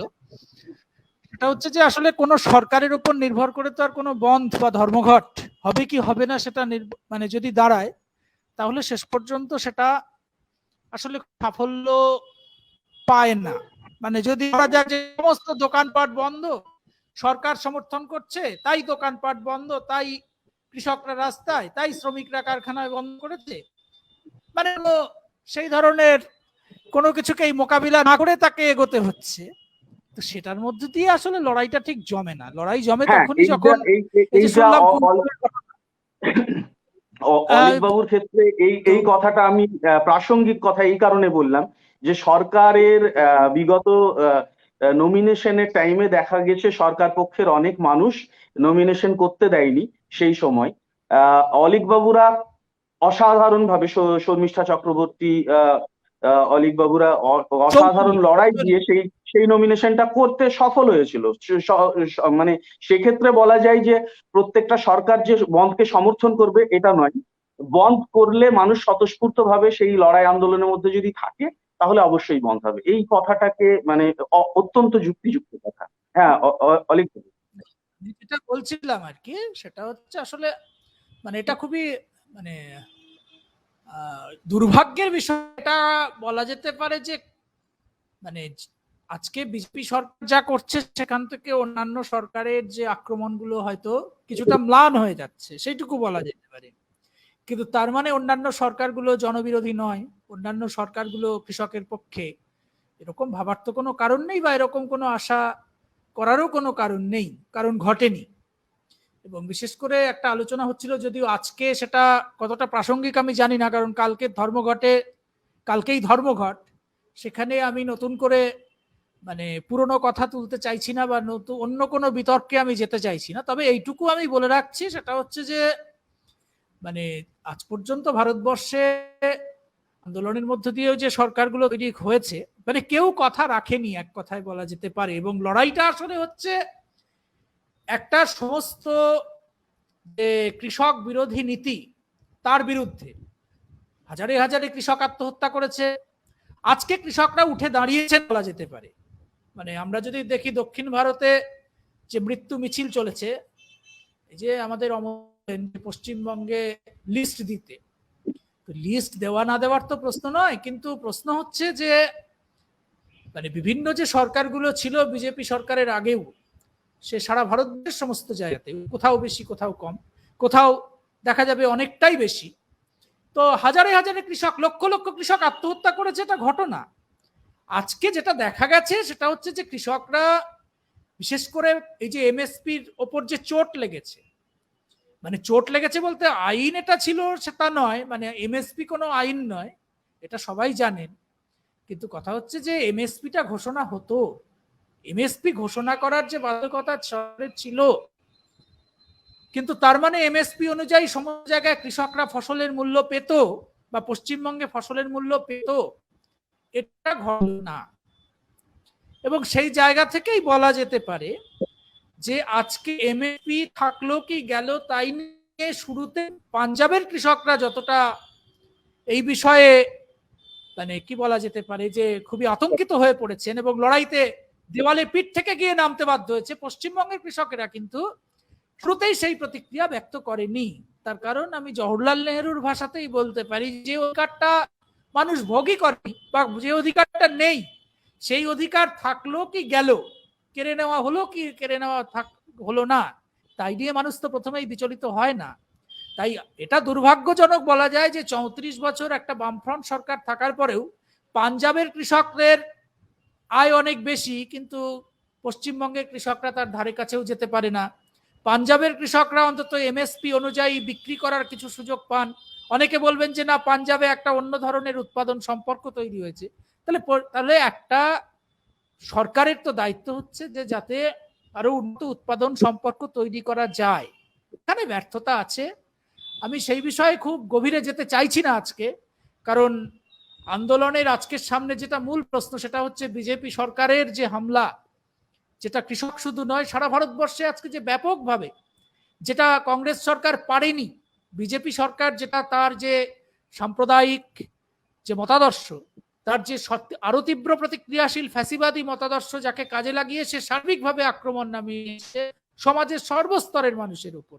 শ্রমিকদের বিরুদ্ধে শ্রমকোট, কৃষকদের বিরুদ্ধে কৃষি আইন, ছাত্র যুবদের বিরুদ্ধে নতুন শিক্ষানীতি, স্বাস্থ্যের ক্ষেত্রে দেখা যাবে চূড়ান্ত অব্যবস্থা এবং স্বাস্থ্য খাতে একেবারে বাজেটে বরাদ্দ কমানো থেকে শুরু করে দলিত, আদিবাসী, সংখ্যালঘু সমস্ত অংশের মানুষের উপর যে হামলা, যেটা অন্যান্য হামলাকে ম্লান করে দিয়েছে। এবং সেই জায়গা থেকে আজকে যারাই এর বিরুদ্ধে প্রতিবাদে অন্তত সামিল হচ্ছে, আমরা চাইবো, আমাদের পার্টি চাইছে, সেটা হচ্ছে যে তারা অন্তত এক কদম এই হামলাগুলোর বিরুদ্ধে আজকে অন্তত তাদের ভূমিকা রাখুক। না পশ্চিমবঙ্গের যে সরকার আছে, আমি শুনছিলাম যে আজকের মানে সেটা হচ্ছে যে কৃষক সংগঠনের তৃণমূল কংগ্রেসের নাকি যিনি দায়িত্বে, তিনি বলেছেন এই নিয়ে তিনি একটাও কথা বলতে পারবেন না। কিন্তু নানান জায়গায় শোনা যাচ্ছে খবরে যে কালকে কি হবে সেটা কিন্তু বলা মুশকিল। মানে তৃণমূল কংগ্রেস যদি মনে করে যে তাদের লোকজন এলাকায় এলাকায় হুমকি দিয়ে কৃষকদের মুখ বন্ধ করে দেবে, মানে আমি প্রবীর বাবুকে বলবো যে কৃষকদের, যে দোকানদারদের বলেছে যে দোকান বন্ধ করে রাখতে, দোকান খুলতে দেবে না, তাদেরকে যদি তারা যদি সত্যি সত্যি কালকে দোকান বন্ধ করে রেখে রাস্তায় নেমে পড়ে, তাহলে তাদের দোকান পরের দিন বন্ধ করে রাখার ক্ষমতা তৃণমূল কংগ্রেসের হবে না, নেই। এটা আমাদের স্পষ্ট ভাষায় বলে দিতে হবে যে প্রতিরোধ যখন আমি করব, তখন প্রতিরোধের জন্য সর্বদিক থেকেই তৈরি হয়ে আমাকে কিন্তু লড়তে হবে। এবং যারাই আজকে বিজেপি সরকারের এই মানুষ মারা নীতির বিরুদ্ধে বন্ধকে ব্যর্থ করার জন্য নামবে, তাদের বিরুদ্ধে মুখোমুখি সংঘাতে যেতেও যেন মানে যারা লড়াকু প্রতিবাদী মানুষ, তাদের কাছে আমরা আহ্বান জানাচ্ছি, আপনাদের চ্যানেলের মাধ্যমেও সমস্ত কৃষক জনসাধারণের কাছে, অন্যান্য সর্বস্তরের মানুষ যারাই ধর্মঘট করতে চাইছেন, না জোর করে ধর্মঘট করার কথা আমি বলছি না, আমরা যতটা বোঝাতে পেরেছি আজকে সারা ভারতবর্ষ, পশ্চিমবাংলার যারা প্রতিবাদী মানুষ, বিভিন্ন সংগঠন যতটা মানুষকে এটা বোঝাতে পেরেছেন, যারা মনে করছেন ধর্মঘট করা প্রয়োজন, তারা ধর্মঘট করবেন। এবং সেখানে যদি কেউ বাধা দিতে আসে, তাহলে তারা নিজেদের ধর্মঘট করার যে অধিকার, তাকে সুরক্ষিত রাখার জন্য যে কোনো ধরনের ব্যবস্থা নিতে পারেন এবং সেটাই ন্যায্যতা পাবে, সেটাই ন্যায্য হয়ে উঠবে। এটাই কিন্তু আমাদেরকে সোচ্চারে ঘোষণা করতে হবে। এখানে আমাদের কাছে এরকম কোনো আশা রেখে কাজ করাটা ঠিক হবে না যে সরকার আমাদের পক্ষে আছে তাই ধর্মঘট করো। বরং বিভিন্ন সরকারগুলো, আবারও আমি বলছি যে এত বছর ধরে সরকারে থাকার পরেও নানানভাবে হয়তো কিছু কসমেটিক পরিবর্তন করেছে, কিন্তু কৃষকদের মৌলিক সমস্যাকে সমাধান করার জন্য, শ্রমিকদের মৌলিক সমস্যাকে সমাধান করার জন্য কোনো পদক্ষেপ তারা গ্রহণ করেনি। এবং সেখান থেকেই দেখা যাবে যে হ্যাঁ, মাত্রার দিক থেকে হয়তো বিজেপি এবং অন্যান্য সরকারের তফাৎ আছে, অন্য মতাদর্শগত প্রশ্নে তফাৎ আছে, কিন্তু শাসক শ্রেণীর যে তারা দল, তারা যে সবাই আসলে একচেটিয়া কর্পোরেট পুঁজির সেবা করার জন্যই রয়েছে, এই সত্যটাকে, এই বাস্তবটাকে ভুলে গেলে আমাদের চলবে না। তো এটাই আমার বলার আর কি আপনার এই প্রশ্নে। আচ্ছা, আমাদের মধ্যে আছেন মলয় তিওয়ারি, উনি CPI-ML এর রাজ্য কমিটির সদস্য। তো মলয় বাবু, কালকের বন্ধের বিষয় নিয়ে আপনার, হ্যাঁ, প্রথমে তো মনবাসীর যে সমস্ত শ্রোতা দর্শকরা আছেন তাদের সবাইকে আমি CPI-ML লিবারেশনের পক্ষ থেকে সংগ্রামী অভিনন্দন জানাচ্ছি এবং আবেদন করছি যে আগামীকাল 27শে সেপ্টেম্বর যে ভারত বন্ধ, সেই ভারত বন্ধকে সর্বাত্মক করে তোলার জন্য আপনার স্তরে এক ধাপ এগিয়ে আপনি কালকে সক্রিয়ভাবে সমর্থন করুন, বন্ধকে সর্বাত্মক করে তুলুন। আমরা একটা কথা বলতে পারি যে কালকের যে এই ভারত বন্ধ তো একটা দিকে আমরা দেখতেই পাচ্ছি যে কোনো রাজনৈতিক দলের ডাকা ভারত বন্ধ এটি নয়। আর অন্য দিক থেকে যদি দেখি, গভীরতম অর্থেই আগামীকালের বন্ধটা কিন্তু ভারত বন্ধটা সম্পূর্ণ একটা রাজনৈতিক ভারত বন্ধ হতে চলেছে। এবং কেন্দ্রের যে সরকারটা আছে এবং অন্যান্য রাজ্যেও যে তাদেরই যে সরকার যেগুলো জায়গাতে রয়েছে বিজেপির বিরুদ্ধে এক ধরনের সরকারি ক্ষমতায় যে তারা রয়েছে সেই স্তরে একটা নির্ধারক লড়াইয়ের একটা দৃঢ় পদক্ষেপ বলা যেতে পারে যে আগামী দিনের ভারত বন্ধটা হতে চলেছে, তার শুরুয়াতটা হতে চলেছে। শুরু আগেই হয়েছে, তার একটা দৃঢ় পদক্ষেপ আগামীকাল হতে চলেছে। কৃষকরা শুধুমাত্র এমএসপি জন্য লড়ছে এরকম ব্যাপারটা নয়। আজকে আলোচনাতে দেখছিলাম যে এতক্ষণ ধরে যে ঘন্টাখানেক প্রায় আলোচনা হলো, মনে হলো যেন শুধু এমএসপির জায়গাটাতেই কেন্দ্রীভূত হয়ে গেল বিষয়টা, কিন্তু শুধুমাত্র এমএসপির জায়গাতে নয়, এমএসপির জন্য অনেক আগে থেকেই লড়াই চলছিল, সেটা ঠিকই আছে। কিন্তু কৃষকেরা যে কথাটা বলছেন, কৃষকরা বলছেন কোম্পানি রাজের বিরুদ্ধে। এক কথায় যদি বলা যায়, ভারতবর্ষে যে কোম্পানি রাজ আজকে কায়েম হচ্ছে, সেই কোম্পানি রাজের বিরুদ্ধে আসলে লড়াইটা। কিরকম কোম্পানি রাজ সেটা দেখুন, যে বিভিন্ন ধরনের কর্পোরেট হাউসগুলো আমরা তো দেখছি যে প্রাইভেটাইজেশনের সুযোগ নিয়ে বিভিন্ন ক্ষেত্রগুলোকেই দখল করতে নেমেছে, এবং প্রাইভেটাইজেশনের বিরুদ্ধে লড়াইটা আমাদের বহুদিন ধরে বহু স্তরে বহু জায়গাতে বহু ক্ষেত্রে চলছে। আজকে কৃষি ক্ষেত্রটা প্রাইভেটাইজেশন, কৃষি ক্ষেত্রে কোম্পানি রাজ, কৃষি ক্ষেত্রে একটা কোম্পানি রাজ। দ্বিতীয় যদি দেখি যে এই যে জাতীয় মনিটাইজেশন পাইপলাইন, যে কথা আগস্টের 23 তারিখ প্রধানমন্ত্রী ঘোষণা করলেন, যে আমাদের দেশের জাতীয় যে সমস্ত সম্পত্তিগুলো রয়েছে তার 13টা ক্ষেত্রকে চিহ্নিত করা হয়েছে এবং বলা হচ্ছে এগুলো কোনো কাজে আসছে না, তাই এই জায়গাগুলোকে এবারে বড় বড় কোম্পানির হাতে তুলে দেওয়া হবে। বলছে আমরা বেচে তো দিচ্ছি না, বেসরকারিকরণ তো করছি না, কারণ মালিকানা তো সরকারের হাতেই থাকবে, আমরা লিজ দিচ্ছি, মাত্র ভাড়া দিচ্ছি। কত বছরের জন্য ভাড়া দিচ্ছি? গড়পড়তা 40 বছরের জন্য ভাড়া দিচ্ছি। কোন কোন ক্ষেত্রগুলোকে ভাড়া দিচ্ছি? বলছে যে সড়ক, হাইওয়ে, ভাবুন হাইওয়ে। আমরা একদিন প্রাইভেটাইজেশন বলতে শিক্ষার বেসরকারিকরণ চলছে, স্বাস্থ্যের বেসরকারিকরণ চলছে, বিভিন্ন রাষ্ট্রায়ত্ত সংস্থার বেসরকারিকরণ চলছে, ব্যাংক, বিমা, তার বিরুদ্ধে লড়েছিলাম। এবার আমরা দেখছি যে সড়ক, রাস্তা, রাজপথটা এবার তুলে দেওয়া হবে কর্পোরেটদের হাতে। আর কি দেওয়া হবে? বলা হচ্ছে স্টেশন জাংশনগুলো, Sealdah station, Howrah station, Patna junction, ভাবুন স্টেশনগুলো নাকি কোনো কাজে আসছে না সরকারের, তাই এগুলোকে লিজ দেওয়া হবে। বিমানবন্দর লিজ দেওয়া হবে, গ্যাস, তেল, বিদ্যুৎ, এমনকি ডেটা সরবরাহের প্রবাহের যে লাইন, সেই লাইনগুলো, এগুলো সব লিজ দিয়ে দেওয়া হবে 40 বছরের জন্য। 40 বছর মানে দুটো প্রজন্ম, ভাবতে পারেন। মানে দুটো প্রজন্মের এই সমস্ত ক্ষেত্রগুলোতে, সরকারি ক্ষেত্রগুলোতে চাকরি পাওয়ার যে স্কোপটা ছিল, সেই স্কোপটা অনেকটাই কমে যাচ্ছে। বোঝাই যাচ্ছে সরকারি চাকরিপত্র থাকবে না, এবং এই রাস্তা, সড়ক, এই বিমানবন্দর হোক, রেল স্টেশন হোক, এগুলোকে কেন্দ্র করে আমাদের দেশের কোটি কোটি মানুষ বিভিন্ন ধরনের ছোট ছোট ব্যবসার সাথে যুক্ত, হকারির সাথে যুক্ত, এই পুরোটা ওদের হাতে চলে যাবে, কর্পোরেটদের হাতে চলে যাবে। তাহলে কোম্পানি রাজটা এখানটাতে খুব পরিষ্কারভাবে দেখা যাচ্ছে। তো ফলত এই যে দুটো দিক, আর তার সাথে শ্রমিকরা কেন এটা সমর্থন করছে? শ্রমিকরা সমর্থন করছে বা কৃষকরাই প্রশ্নটা তুলেছে যে সেখানেও কোম্পানি রাজ, সেখানে কোম্পানিরা তো আছেই, এবারে সেখানে রাজটা আজকে নতুন করে কিভাবে হচ্ছে?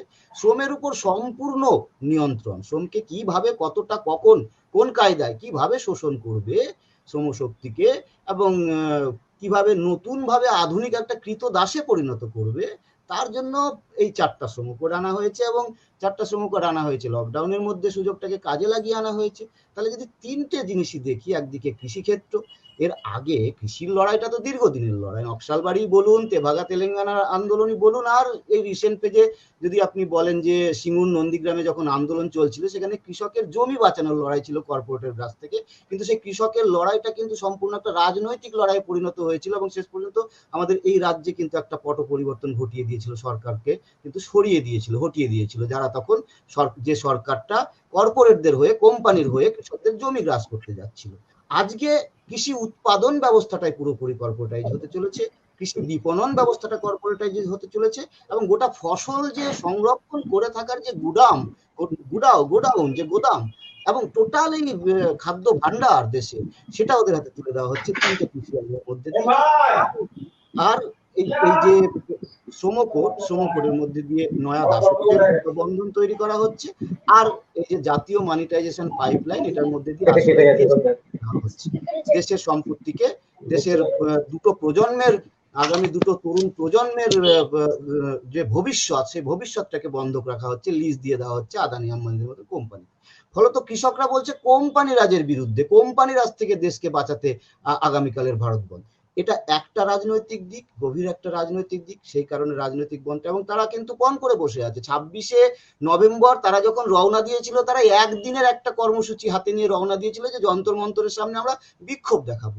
তাদের যখন আটকে দিল, দিল্লির রাস্তাতে উপকণ্ঠে আটকে দিল, তারা কিন্তু সেখানটাতে বসে পড়লো। তারা প্রথম ব্যারিকেড ভাঙলো, জলকামান উপেক্ষা করলো, সবকিছু করলো, করে কিন্তু তারা সেখানে বসে পড়লো। এবং সেই যে তারা বসে পড়লো, এবং তারপরে সরকারের তরফ থেকে, বিজেপির তরফ থেকে যা করা হয় সবই করা হলো। সব ধরনের অত্যাচার তাদের উপর চালানো হলো, তাদের কোনো রকম কোনো কথা শোনা হলো না, তাদের বিরুদ্ধে সব রকম কুৎসা করা হলো। এবং কৃষকরা হাড়ে হাড়ে বুঝতে পারলো যে আমরা, আমাদের এই উত্তর ভারতের এই কৃষকরা যারা বিজেপিকে ভোট দিয়ে এনেছিলাম এবং যে কথাগুলো বলে আমাদের মধ্যে ওরা উগ্র জিগির তৈরি করেছিল, সেগুলো এবার আমাদের বিরুদ্ধে প্রয়োগ হতে শুরু করছে। আমাদেরকে বলছে উগ্রবাদী, আমাদেরকে বলছে খালিস্তানি, আমাদেরকে বলছে মাওবাদী, আমাদেরকে বলছে যে আমরা অ্যান্টি ন্যাশনাল।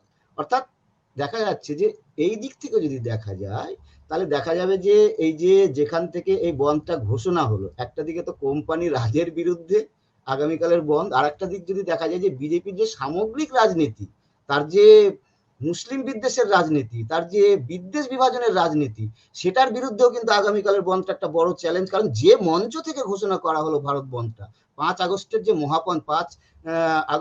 5 সেপ্টেম্বরের যে মহাপঞ্চায়েত যেটা হলো, সেই মহাপঞ্চায়েতের মঞ্চটা কোথায় হলো, লক্ষ লক্ষ কৃষক কোথায় এলেন? এই যে অমলদা বলছিলেন যে 10 লক্ষ লোক সেখানটাতে এসেছিল।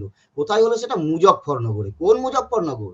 সেই 2013 মুজফ্ফরনগর, যে মুজফ্ফরনগরের দাঙ্গা ঘটিয়ে 62 জন মুসলমানকে হত্যা করে এবং বহু হাজারে হাজারে মুসলমানকে উচ্ছেদ করে দিয়ে মোদী কেন্দ্রের ক্ষমতায় এসেছিল, সেই মুজফ্ফরনগর, সেই দাঙ্গাস্থল। এবং এবং মূলত দেখা যাবে যে যাদেরকে পার্টিসিপেট করাতে পেরেছিল সেই ধরনের দাঙ্গাতে, সেই মানুষজনেরা তারা এসে সেই মঞ্চে, সেই মুজফ্ফরনগর গোটা শহর জুড়ে কিন্তু হিন্দু মুসলমান শিখদের ঐক্যের একটা ব্যাপক ভিত্তি কিন্তু তারা তৈরি করলেন। সেখান থেকে স্লোগান উঠলো, হিন্দু মুসলমান শিখ ঐক্যের স্লোগান উঠেছে। গোটা মুজফ্ফরনগর সেদিন কিন্তু এই ঐক্যের স্লোগান, সংহতির স্লোগান। এবং আমি একটা রিপোর্টে দেখছিলাম যে অনেক কৃষক তারা আফসোস করছে, অনুশোচনা করছে 2013 ঘটনার কথা বলে, যে আমরা কত বড় গভীর ক্ষত তৈরি করেছি, কত বড় ভুল আমরা করেছি। তাহলে বিভাজনের বিরুদ্ধেও, বিদ্বেষ বিভাজনের বিরুদ্ধেও আগামীকালের ভারত বন্ধ। এক কথায় বিজেপির যে ফ্যাসিবাদ কায়েম করবার যে তার যে রাস্তা, হিন্দুত্ববাদী রাষ্ট্র তৈরি করবার যে তার এজেন্ডা, তার বিরুদ্ধে একটা দৃঢ় পদক্ষেপ কিন্তু আগামীকালের ভারত বন্ধ। এবং সেটা অতি অবশ্যই গোটা ভারত জুড়ে বড় প্রভাব ফেলবে, এটা তোমার মনে হয়? মলয়দার কাছে আর একবার যাব যে উত্তর ভারতে মানে কৃষকদের মধ্যে বা বিভিন্ন জাতির সঙ্গে বিভিন্ন মানে জাতির একটা যে ফ্যাকশন ছিল, একটা দ্বন্দ্ব ছিল, তাদের মধ্যে একটা দাঙ্গার বিষয় ছিল। সেই সমস্ত জিনিসগুলো একটা গণ আন্দোলন, একটা কৃষক আন্দোলন সমস্ত কিছু ভুলিয়ে দিয়ে, এই সমস্ত সাম্প্রদায়িকতাকে ভুলিয়ে দিয়ে তাদেরকে একত্রিত করে দিল। সেই জায়গায় দাঁড়িয়ে পশ্চিমবঙ্গের বুকে এই বর্তমান কেন্দ্র সরকার যেভাবে, যে পদ্ধতিতে বিভাজন করতে চেয়েছিল, সেই বিভাজনটা সাময়িকভাবে অবশ্যই আটকে গেছিল। তো এই বিভাজনকে কিভাবে আমরা আটকাবো? আগামী দিনের এই যে সাম্প্রদায়িক বিভেদ বিষ তৈরি করার চেষ্টা, বিষ ঢুকিয়ে দেওয়ার চেষ্টা করছে গোটা বাংলা জুড়ে, সেই বিভাজনটাকে কিভাবে আটকানো যায়, সেই বিষটাকে কিভাবে আটকাতে পারবে আমাদের বাংলার মানুষ? আচ্ছা রাকেশ বাবু, আমি একটা কথা বলে বেরিয়ে যাব। রাকেশ বাবু, হ্যাঁ বলুন, অবশ্যই বলুন। বলছি আমি একটা কথা বলে একটু বেরিয়ে যাব, আমার একটু অন্য কাজও আছে। একটা বিষয় আপনাকে আমি বলি, যেটা এখনই মানে আমাদের কমরেড বলছিলেন, মানে খুব কারেক্টলি অনেকগুলো কথা বলেছেন, আমি তার মধ্যে আর রিপিট করার মধ্যে যাচ্ছি না। কারণ আগামীকাল ধর্মঘট করতে হবে, যেহেতু রাজ্য সরকার বারে বারে কৃষকদের পক্ষে, আন্দোলনের পক্ষে অনেকগুলি কথা বলেছিলেন, এবং বিগত বিধানসভা নির্বাচনে সংযুক্ত কিষাণ মোর্চার নেতারাও এসেছিলেন। তারা বিজেপিকে হটাতে হবে, পরোক্ষে কিছুটা তৃণমূলকে সমর্থন করার কথা বলেছিলেন, এবং তারা খুব আনন্দিত হয়েই বারে বারে বলেছিলেন যে আমরা আন্দোলনকে সমর্থন করি। রাকেশ টিকায়াত তিনিও নবান্নে এসেছিলেন, হ্যাঁ আমি বলছি এটা বলেছেন, বিভিন্ন সময়তে বলেছেন। না তার কোনো জন্যই কৃষক একটা বিষয় এটা আমাকে বলতে দিন। উনি বলেছেন বিভিন্ন সময়তে, উনি বলেছেন লোকজন দু একজন ওখানে গেছেন, ছবি টবি তুলেছেন এবং তারা ছবিতে দেখিয়েছেন তারা কৃষক আন্দোলনকে সমর্থন করার জন্য সিঙ্গু বর্ডারে বা গাজীপুর বর্ডারে তারা গেছেন, এসব ছবি এসেছে, এসব দেখিয়েছেন বিভিন্ন সময়তে। আজকে ধর্মঘটে যদি বিরোধিতা করেন তাহলে অন্তত গোটা ভারতবর্ষের সংযুক্ত কিষাণ মোর্চার সামনে তার মুখোশটা খুলে পড়বে, এটাই সব থেকে বড় কথা। তার জন্যই তার বিরোধিতাটা আমাদের কাছে বড় প্রশ্ন নয়, প্রশ্নটা হচ্ছে সে এক্সপোজ হবে ওটা ভারতবর্ষের সংযুক্ত কিষাণ মোর্চার নেতাদের কাছে। এক, দ্বিতীয়ত আপনি এমএসপি নিয়ে যে কথা বলছিলেন, একটা কথা বলে আমি শেষ করে দিচ্ছি। আমাদের দেশে আমি শুধু নয়, অসংখ্য সাধারণ কৃষকের সাধারণ ভারতবর্ষের কৃষকদের তাদের আগামী দিনের ভবিষ্যৎ দাঁড়িয়ে আছে, তাদের সমস্ত দাবি দেওয়ার বিষয়গুলো দাঁড়িয়ে আছে, কর্পোরেটের হাতে কৃষি চলে যাওয়ার বিষয়টা দাঁড়িয়ে আছে, তাদের এমএসপি দাঁড়িয়ে আছে। আমি আমার কথাটা একটু শুনুন ধৈর্য ধরে। আপনি এমএসপি নিয়ে বলছিলেন, আমাদের দেশে একটা সময়তে গ্রিন রেভলিউশনের নামে, সবুজ বিপ্লবের নামে আমাদের দেশের উদারীকরণ নীতির পূর্বে 1991 সালে ব্যাংক ঋণ, সমবায় থেকে ঋণ, যে খাদ্যদ্রব্য বিদেশ থেকে আমদানি করলে কৃষকদের সমস্যা হবে সেগুলোকে রেস্ট্রিক্টেড করা, আমাদের দেশের সেচের ব্যবস্থা করা, আমাদের দেশের বিভিন্নভাবে আর্থিক সাহায্য থেকে শুরু করে সাবমার্সিবল স্যালো সবকিছুর মধ্যে দিয়ে উৎপাদন বৃদ্ধি করা, কৃষকদের ভর্তুকি দেওয়া, 10% মতো ভর্তুকি দেওয়া, এসবই ছিল উদারীকরণ নীতির আগে। তারপর থেকে শুরু হয় কৃষি ব্যবস্থার উপরে মারাত্মক আক্রমণ। এই আক্রমণ যত বেড়েছে তত গোটা ভারতবর্ষের কৃষকদের বিক্ষোভ বেড়েছে। তার জন্যই স্বামীনাথন কমিশন, এবং সেই কমিশনই পরিষ্কার বলেছিল উৎপাদন ব্যয়ের 1.5 গুণ দামে ফসল কিনতে হবে। সবটাই হয়েছে উদারীকরণ নীতির পর। একটা মারাত্মক আক্রমণ যখন কৃষির ওপর এসেছে, তখন আন্দোলন যত শুরু হয়েছে তত স্বামীনাথন কমিশন ইত্যাদি ইত্যাদি এসেছে। মোদিজি 14 সালে পরিষ্কার বলেছিলেন, আমি ক্ষমতা এলে আমি স্বামীনাথন কমিশনের সুপারিশ মেনে আমি কৃষকদের আমি মিনিমাম সাপোর্ট প্রাইস আমি দেব বলেছিলেন তিনি, কিন্তু তিনি তার কথা রাখেননি। এখন বক্তব্যটা হচ্ছে এমএসপির প্রশ্নটা অনেক বেশি মানুষের সামনে এসেছে 91 সালে উদারনীতিতে।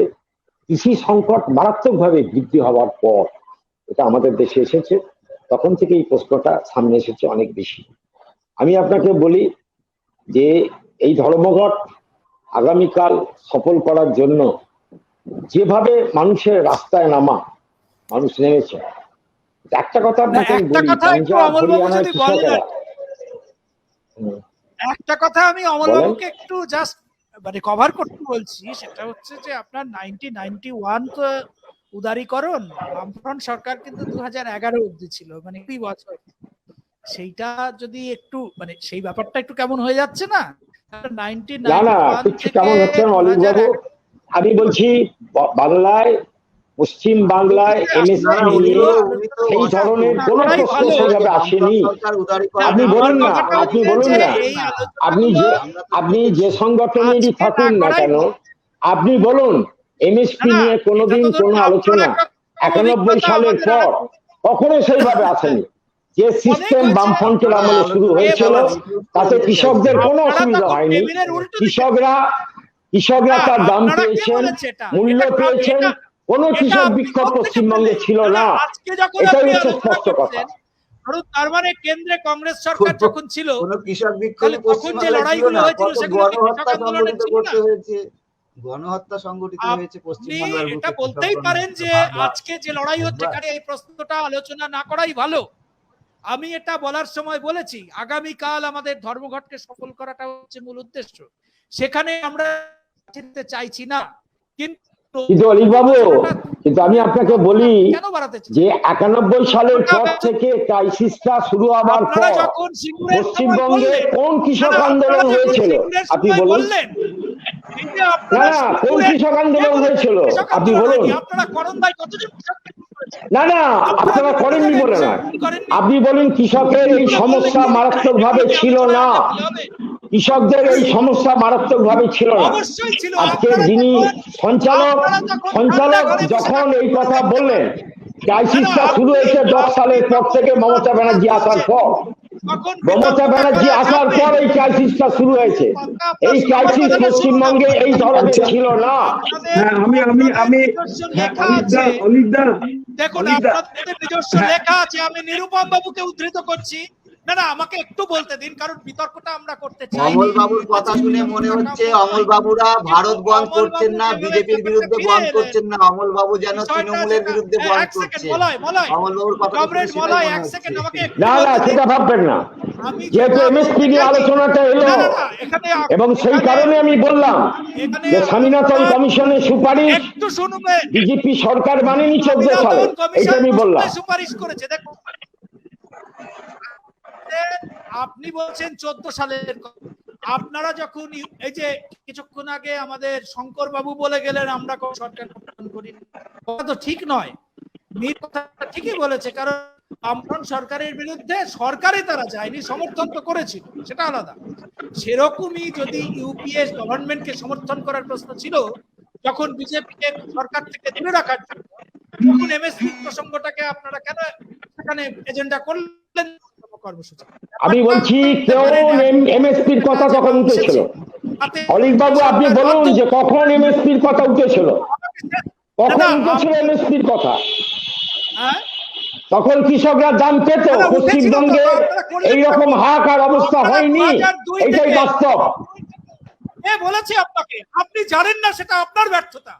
কয়েক লক্ষ, আমার ব্যর্থতা নয়, আপনার ব্যর্থতা, আপনার ব্যর্থতা। পশ্চিমবঙ্গে এই হাহাকার হয়নি, পশ্চিমবঙ্গে কৃষকদের স্বার্থ রক্ষা করার চেষ্টা হয়েছে। সরকার এটা করেছে, তাহলে নন্দীগ্রাম ঘটতো না, তাহলে আজকে অবস্থাটা হতো না। এই যে বন্ধ কালকে কি হবে আমি জানি না, এটা আপনাদেরকে দেখতে হতো না। দেখুন, আপনি কথাটা আসছেন, আমি বলছি এমএসপির প্রশ্নটা তখন আসেনি, উদারীকরণের একটা নির্দিষ্ট সময়ের পরেও এমএসপি নিয়ে প্রশ্নটা আসেনি, এটাই বাস্তব ঘটনা।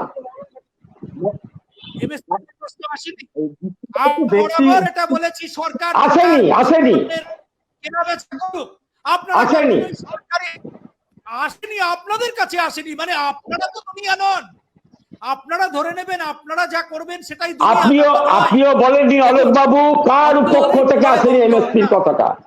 পশ্চিমবঙ্গের কৃষকরা ফসলের দাম পেত, তারা নিশ্চিন্তে ছিল। পশ্চিমবঙ্গের কৃষকরা ফসলের দাম পেত, এটা ঘটনা। তাহলে আপনাদের নেতা বলল, আমি এইটাতে শেষ, একটা প্রশ্ন রেখে আমি শেষ করছি। আমি বলতে চাইছি, আমি বলতাম না, যেহেতু এলো তাই বাদ দিচ্ছি। সেটা হচ্ছে আপনাদের নেতা যে বক্তব্যটা রেখেছিলেন সিঙ্গুরের সময়, কৃষকদের জীবনটা কি ভালো? আমি কোট করছি বিনয় কুমারকে, যে এবং যে কৃষি সংকটের কথা, যে কৃষকরা জমি ছেড়ে দিচ্ছে, তাদের লাভ হচ্ছে না, এটা ছিল ঘটনা। যেখান থেকে আপনারা বললেন যে তাহলে জমিগুলো টাটাকে দিয়ে দাও, শিল্পায়ন হবে, এদিকে 22,000 শ্রমিককে ছাঁটাই হচ্ছে ভিআরএস দিয়ে। চুপ করে কথাটা ছিল কৃষি আমাদের ভিত্তি, শিল্প আমাদের ভবিষ্যৎ। কথাটা ছিল কৃষি আমাদের ভিত্তি, শিল্প আমাদের ভবিষ্যৎ। শিল্প করার চেষ্টা হয়েছিল, কৃষি আমাদের ভিত্তি, শিল্প আমাদের আমি থেমে গেলাম। আমি সবাইকে বলি, আমাদের ভবিষ্যৎ মানে কৃষিটা কারোর ভবিষ্যৎ হতে পারে না, ভালো ছিল সেটাই করলেন। কথাটা হচ্ছে ভিত্তি ছিল, এটা পরিষ্কার বলা হয়েছিল। ভবিষ্যৎ নয়, কৃষি কারোর ভবিষ্যৎ হতে পারে না, সেটাই বললেন। কৃষিকে ছেড়ে দিতে, কৃষিকে ধ্বংস করে দাও। না না, শিল্প ভবিষ্যৎ, কৃষি ভিত্তি, কৃষি আমি মলয়দা সবাইকে বলছি, এবং আমরা এই বিষয় নিয়ে আলোচনা আবার করবো। হ্যাঁ, অলিকদা, কোথায় চলে গেলেন?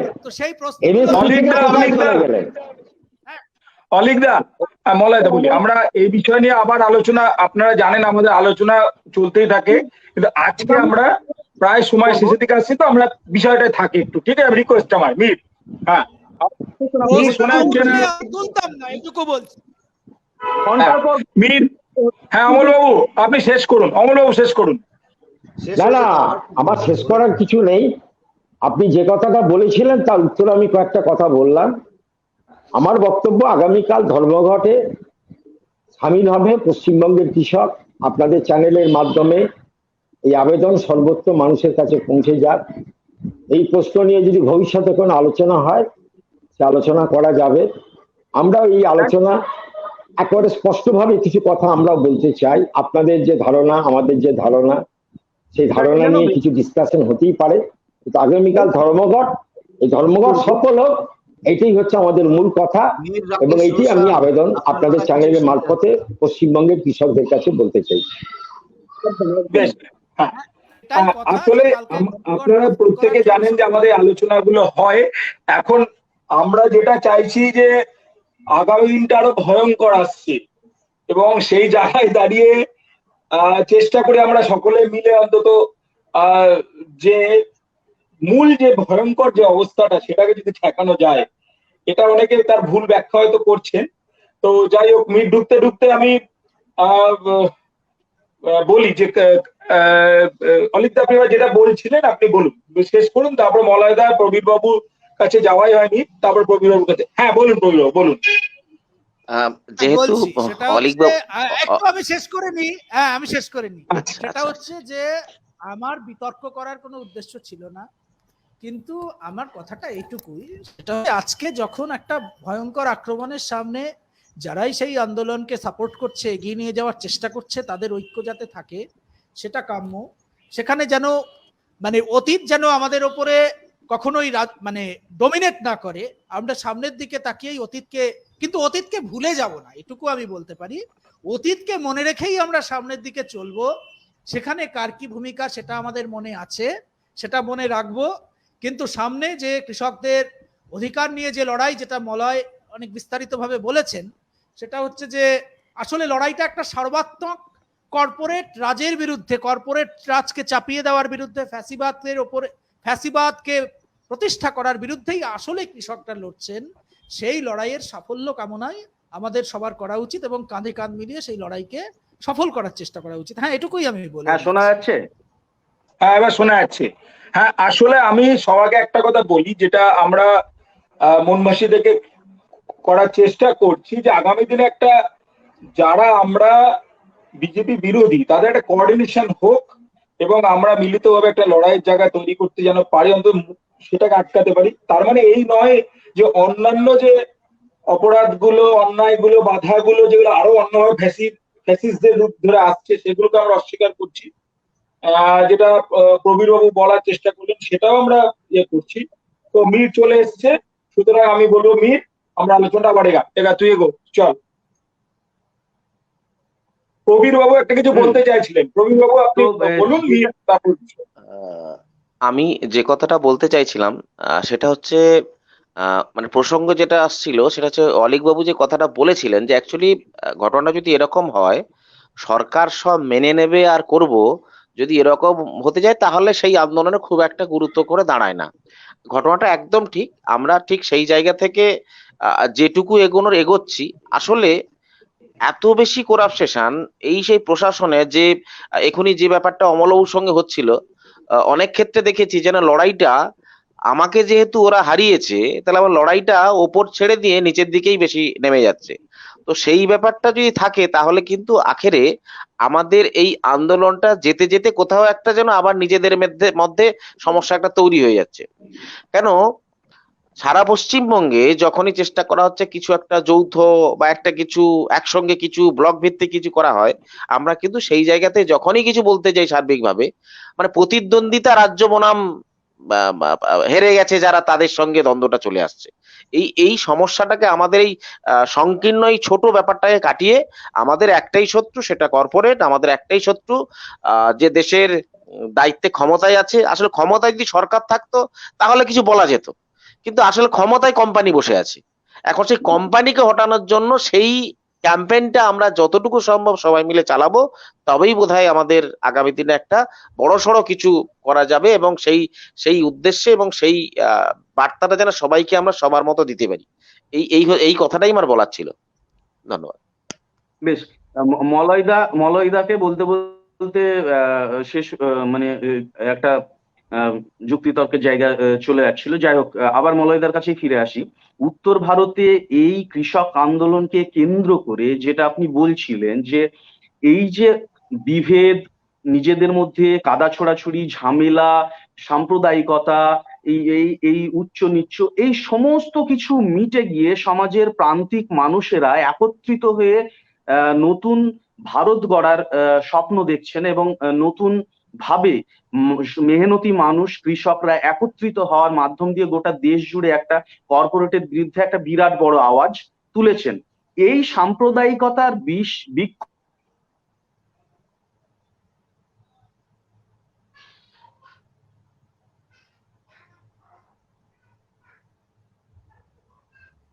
না, রাকেশ, বাংলাতে তৈরি করার চেষ্টা করছে।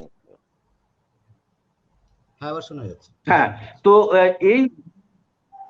তো এই বিজেপি কিন্তু এই বিষবৃক্ষটাকে রোপণ করার বারবার চেষ্টা করছে, এমন নানান রকম ভাবে চেষ্টা করছে। তো এইটাকে কিভাবে আটকানো যাবে?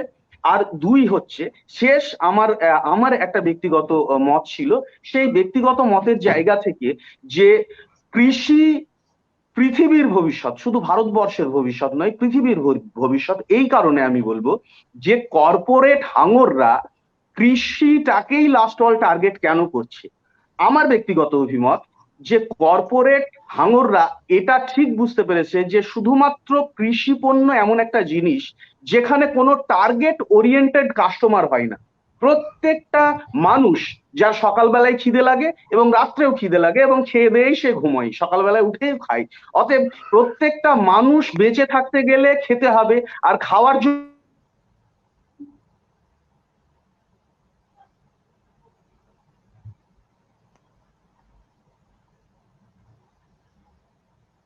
কৃষি দরকার। অতএব শেষ টার্গেট এই যে সাম্প্রদায়িকতার ব্যাপারটা কিভাবে পশ্চিমবঙ্গের মানুষ শুনতে পারবে। হ্যাঁ, পশ্চিমবাংলাতে তো সাময়িকভাবে ওদেরকে আটকে দেওয়া গেল। গত যে নির্বাচনে ওরা একদম ক্ষমতাটা দখল করে নেবে বলে ভেবেই বসেছিল, আর মোটামুটি সর্বশক্তি নিয়ে ঝাঁপিয়ে পড়েছিল। প্রধানমন্ত্রী, স্বরাষ্ট্রমন্ত্রী থেকে শুরু করে গোটা রাষ্ট্র ক্ষমতা যা রয়েছে টোটালটাকে নিয়েই ঝাঁপিয়ে পড়েছিল।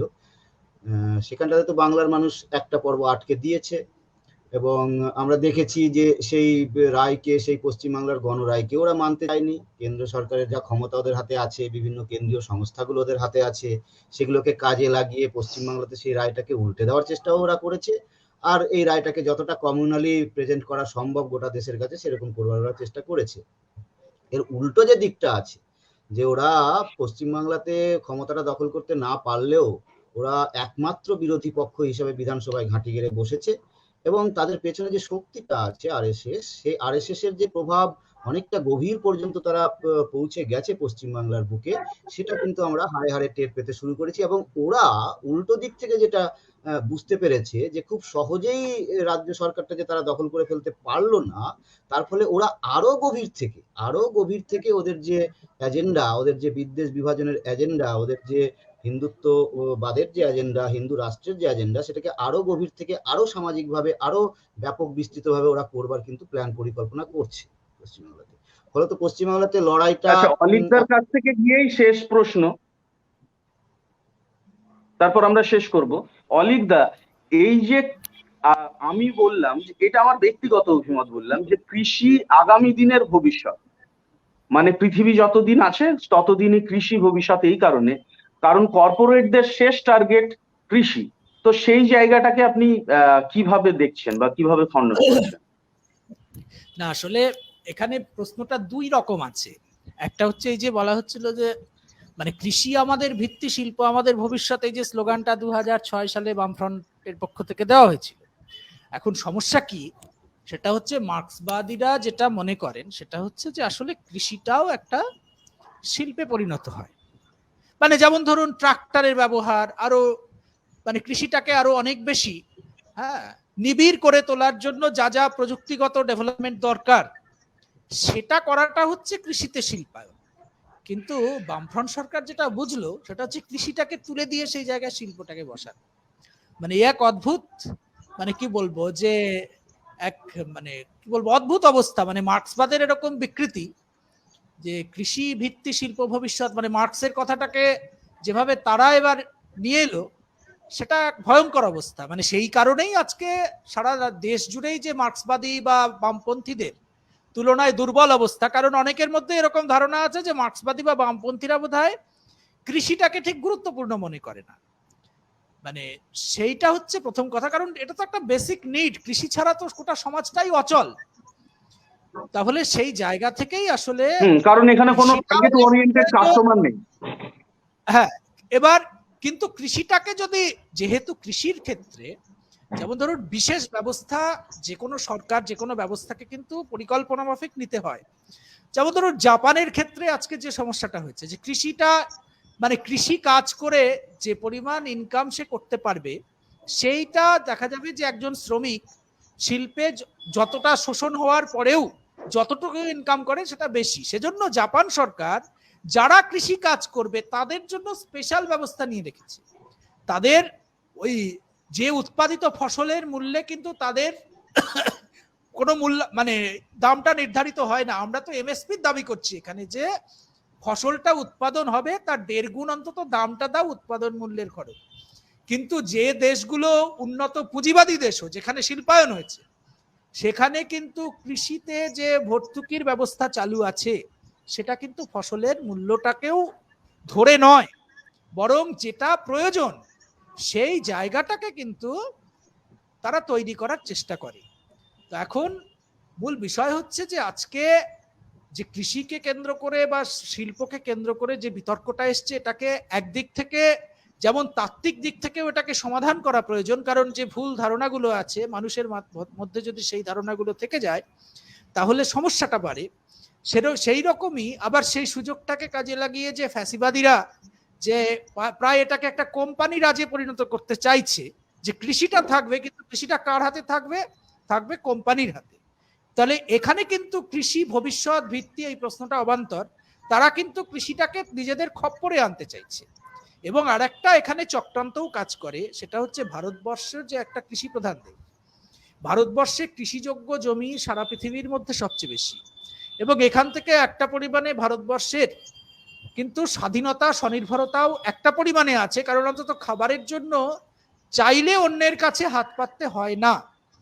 সেখানে যদি দেশের কৃষি ব্যবস্থাকে ধ্বংস করে দেওয়া যায় তাহলে খাবারের জন্য ওই PL 480 মতো আবার ভারতবর্ষ অন্যান্য যে আজকের যে মানে তথাকথিত উন্নত দেশগুলোর যে মুখাপেক্ষী হয়ে থাকার জন্য এই চক্রান্তটাও কিন্তু রয়েছে। সেজন্য চুক্তি চাষ অন্যান্য চাষ করে যাতে শেষ পর্যন্ত কৃষিতে সমস্ত কোম্পানির আজকে প্রতিষ্ঠিত করা, কৃষিজাত উৎপাদনের ক্ষেত্রে গণ উদ্যোগকে ধ্বংস করে দেওয়া, এ ধরনের নানান প্রচেষ্টা তারা করছে। তার বিরুদ্ধে আসলে সম্মিলিত লড়াই, একটা নির্দিষ্ট দিশায় লড়াই করা প্রয়োজন। আজকে হয়তো এই মুহূর্তে কৃষি যে আইন নতুন তৈরি করেছে তার বিরুদ্ধে সবাই ঐক্যবদ্ধ, যে 500টা কৃষক সংগঠন ঐক্যবদ্ধ, সেটাও একটা ধারাবাহিক আন্দোলনের ফল। তো সেই জায়গা থেকেই কিন্তু আগামীকালের যে ধর্মঘটে আমরা আজকে, সেজন্যই আমি সঞ্চালককেও আগেও বলেছিলাম যে অন্য বিতর্কে আমি খুব আলোচনায় ঢুকতে চাইছি না। আগেও যেটা বললাম সেটা হচ্ছে যে সামনের দিকে তাকিয়েই আমাদের হাঁটতে হবে। অতীতকে আমরা মনে রাখবো, অতীতকে ভুলে যাব না, কিন্তু সামনে যারা যতটুকু লড়াইতে আছে ফ্যাসিবাদের বিরুদ্ধে, কর্পোরেট রাজের বিরুদ্ধে, কোম্পানি রাজের বিরুদ্ধে, এবং তার মধ্য দিয়েই আশা করা যায় যে যারা সত্যিকারের লড়াকু শক্তি তারা তাদের যে কাজ করতে গেলে ভুল ত্রুটি যা হয় সেগুলোকেও শুধরে নেওয়ার চেষ্টা করবেন, এবং ভবিষ্যতে যাতে ফ্যাসিবাদের বিরুদ্ধে একটা সার্বিক ঐক্য গড়ে ওঠে সেই চেষ্টা সবাই মিলে করবেন। তো এই বার্তাটাও আমি আপনাদের চ্যানেলের মারফত দিতে চাইছি। যাই হোক, আমরা প্রায় শেষের দিকে চলে এসেছি, আমাদের সময়ও হয়ে গেছে। আগামীকাল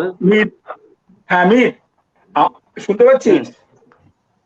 আমার একটা খুব ব্যক্তিগত একটা প্রশ্ন আছে, বা যে তিনজন এখন আছেন, যে কালকে বন্ধ হলো এবং এই আন্দোলনকে আপনাদের কথা থেকেই যেটা হচ্ছে যে 500টার বেশি সংগঠন একটা ছাতার তলায় এসছে, এটা একটা ভালো জায়গা। তো কালকের বন্ধ হলো, এবার আমার প্রশ্ন, তারপরে আর কি কি করা সম্ভব বা কি কি করা যেতে পারে, এগুলো যে আপনারা তিনজন একটু ছোট ছোট ছোট করে বলেন।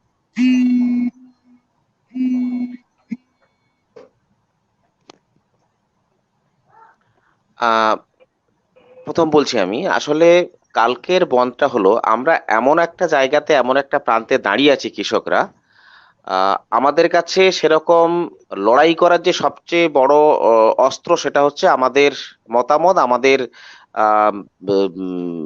যে কালেক্টিভিটি, আমাদের যে সেই মনোভাবটা, এবং আমরা সারা দেশের সার্বিক সমস্ত জায়গা মানুষকে বোঝাতে পেরেছি, বলতে পেরেছি, এবং সারা দেশকে স্তব্ধ করা গেছে। এই একটা মেসেজ দিয়ে ওরকম একটা কর্পোরেট যে দপ্তর, সেই দপ্তরের কাছে একটা চাপ বাড়ানোই আমাদের মূল লক্ষ্য বা উদ্দেশ্য। তো সেই উদ্দেশ্যতে পরবর্তী যেটা লক্ষ্য, সেটা বুঝতে হবে আসলে যে যা কিছু করছে কেন্দ্রীয় সরকার, সবটাই তো ভোট কেন্দ্রিক, এবং সামনে ইউপির ভোট আছে। যেমন পশ্চিমবঙ্গে কথা হয়েছিল, পশ্চিমবঙ্গে কিভাবে সেভাবে খুব একটা এগোতে পারেনি, সামনে ইউপির ভোট আছে, সঙ্গে আরো বেশ কয়েকটা ভোট আছে, 24 সাল একটা বড় লক্ষ্য আছে। তো সেই জায়গা থেকে বেশ কিছু পরিকল্পনা, কর্মসূচি নিশ্চয়ই সে দলীয় রাজনীতি যারা সরাসরি আছেন তারা, কৃষক সংগঠন যারা আমরা আছি, আমরা সবাই একটা কিছু পরিকল্পনা এবং একটা কিছু কর্মসূচি আমরা অবশ্যই নিয়ে আগামী দিনে যে যে জায়গাতে মূলত ভোট বলে তো এই বলিয়ান, সেই বল যাতে খর্ব করা যায়, সেই উদ্দেশ্য নিয়ে একটা পরিকল্পনা এগোনো হবে। মলয়দা।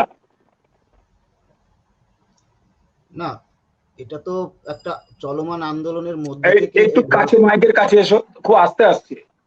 হ্যাঁ, এটা একটা চলমান আন্দোলনের মধ্যে দিয়ে তো ভারত বন্ধের আহ্বানটা এসছে, এবং সেই আন্দোলনটা তো চলছে অলরেডি। তো বারবারই আমরা তো জানি যে 10 মাস হয়ে গেছে, এবং এখন তো ওরা উঠে যায়নি, দিল্লিকে ঘিরে তো ওরা বসে আছে। এবং আমার ধারণা ওরা যে কৃষকদের কথা বলছি আমরা, যে 500টা কৃষক সংগঠন একত্রিত হয়েছে, এবং শুধু নিজেরা একত্রিত হয়েছে তাই নয়, তার সাথে সাথে তারা এই যে 26-27 আগস্টের কথা যেটা অমলদা বলছিলেন, যে সেখানটাতে আরো বহু ধরনের সংগঠন, ট্রেড ইউনিয়ন, ছাত্র যুব মহিলাদের সংগঠন, সবাইকে সামিল করে তারা বৃহত্তর পরিধিতে আন্দোলনটা চালিয়ে যাচ্ছেন। এবং এই বনটার মধ্যে দিয়ে আরো ব্যাপক মানুষের কাছে পৌঁছানোর জন্যই আসলে তো বনটা ডেকেছেন। বনটা কালকের এমন বন নয় যে রাজনৈতিক দলের ক্ষেত্রে যেরকম ঘটে, বন ডাকলে যে কোনো মূল্যে বন্ধ করব বলে রাস্তায় ঝাঁপিয়ে পড়ে গাড়ির আগুন লাগানো, হেনাতানা ইত্যাদি ঘটনাও তো ঘটে। কালকের বনটা কিন্তু সেরকম কোনো প্যাটার্নের বন বলে আমার মনে হয় না, বরঞ্চ মানুষের কাছে পৌঁছানো, মানুষের কাছে আরো ব্যাপক মানুষের কাছে পৌঁছাতেই চাইছেন কৃষকরা তাদের বিষয় আশয়গুলোকে নিয়ে, এবং আবেদনই তারা করছেন। তারা যে মানে জোর করে রাস্তায় নেমে বন্ধ করব যেরকম একটা অ্যাটিটিউড থাকে বিভিন্ন শাসক দলগুলোর পক্ষ থেকে, সেরকম ভাবে নয়। তো সেই জায়গা থেকে এই আন্দোলনটা তো চলবে, পরবর্তী কি এক্সাক্ট ধাপ তারা তৈরি করবেন। কিন্তু যেটা প্রবীর মিশ্র বলছিলেন যে তারা কিন্তু, বা কৃষকরা কিন্তু এই জায়গাটা ঠিক করে নিয়েছে। যেমন পশ্চিমবাংলাতে তারা নির্বাচনের আগে, বিধানসভা নির্বাচনের আগে এসে এখানে প্রচার অভিযানে তারা যোগ দিয়েছিলেন। আমরা যে বিজেপিকে হারানোর যে আহ্বান রেখে আমরা ক্যাম্পেইন চালাচ্ছিলাম, সে নো ভোট টু বিজেপি স্লোগানই হোক বা অন্য স্লোগানগুলোর মধ্যে দিয়ে, তো সেখানে কিন্তু তারা সরাসরি ভাবে এসেছিলেন, এবং তারা এটাই ঠিক করেছিলেন যে একে সরকারে আসতে দেওয়া চলবে না, বা সরকার থেকে হটাতে হবে। তো আগামীতে যে উত্তরাখণ্ড এবং উত্তরপ্রদেশের খুবই ইম্পর্টেন্ট নির্বাচনটা রয়েছে, সেখানে ইতিমধ্যেই তারা কৃষকেরা ঘোষণা করেছেন যে এবারও তারা এখানটাতে নামবেন ডিফিট বিজেপি স্লোগান নিয়ে বা অন্য যে কোনো ধরনের স্লোগান নিয়ে। এবং আলটিমেটলি এই সরকারটাকে উচ্ছেদ না করলে যে কৃষকদের ইমিডিয়েট কোনো সুরাহা নেই, বা এই সরকারটাকে উচ্ছেদ করার আন্দোলনটার মধ্যে দিয়েই যে কৃষকরা আলটিমেটলি চ্যাম্পিয়ন হতে পারে, তাদের দাবি দাওয়াগুলোও চ্যাম্পিয়ন হতে পারে, এটা কৃষকরা বুঝতে পারছেন। ফলত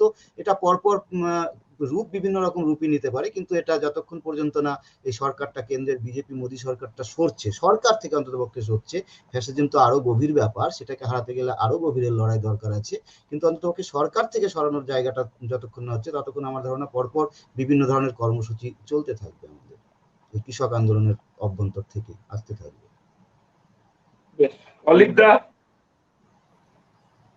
হ্যাঁ, আমি যেটা বলবো সেটা হচ্ছে যে লড়াইটাতে তো 500 যে কৃষক সংগঠনের একটা সংযুক্ত মোর্চা তৈরি হয়েছে, তারা এই লড়াইয়ের সমস্ত কিভাবে কি এগোবে না হবে সেই বিষয়ে তারা সিদ্ধান্ত নিচ্ছেন।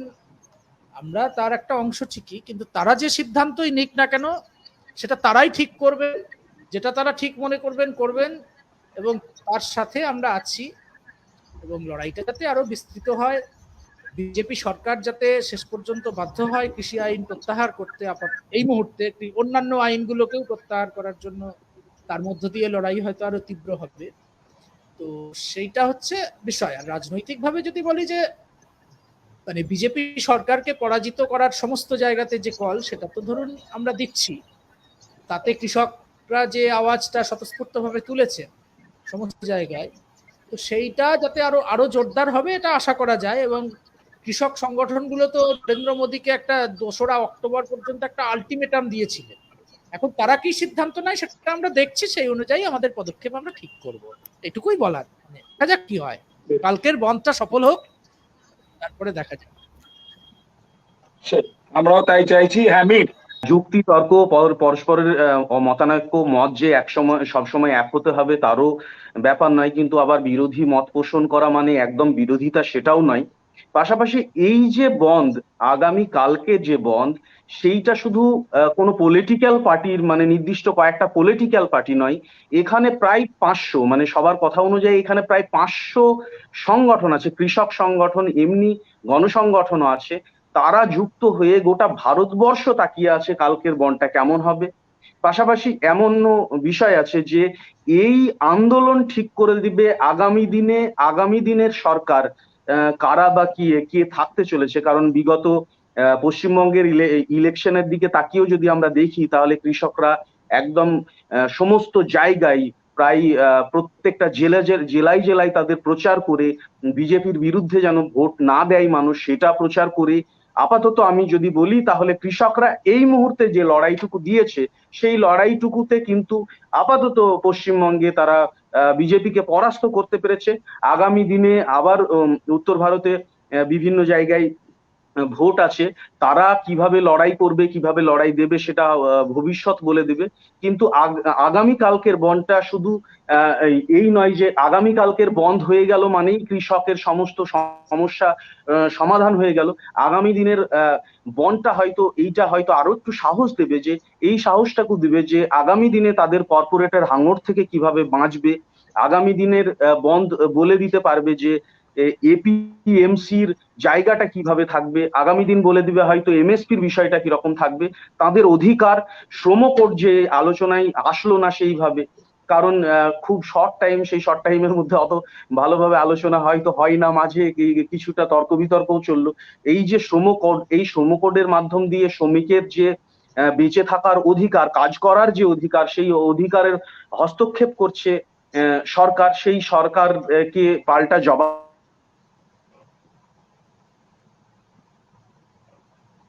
সেটা আগামী হলো। সমস্ত কিছু নিয়েই আমাদেরকে চলতে হবে এবং আগামী দিনেও হয়তো আমরা এইভাবে একটা সুন্দর সফল প্রোগ্রাম করতে পারবো। কারণ মার্চো কৃষক, মার্চো শ্রমিক, বেচছো দেশ, ভারত বন্ধ, এই যে এই প্রোগ্রামটা অনেকাংশেই আমার মনে হয়েছে বেশ সুন্দর আলোচনা হয়েছে, কিন্তু কোনো জায়গায় হয়তো টাচ আমরা হয়তো আগামী দিনের জায়গা থেকে, তাহাদের কথার জায়গা থেকে সমস্ত যারা অংশগ্রহণ করলেন সকলকে আন্তরিক শুভেচ্ছা এবং অভিনন্দন। আপনাদের আগামী এই যে পদক্ষেপ, আগামী কালকের যে আশা করব। ধন্যবাদ সকলকে, ধন্যবাদ আমাদের পক্ষ থেকেও, এবং ভালো থাকুন। আগামী দিনে আমরা আরো এরকম ধরনের আলোচনা করবো এবং আপনাদের সাহচর্য এবং সাহায্য পাবো, এটুকু আশা রাখি। সকলে ভালো থাকবে। ধন্যবাদ।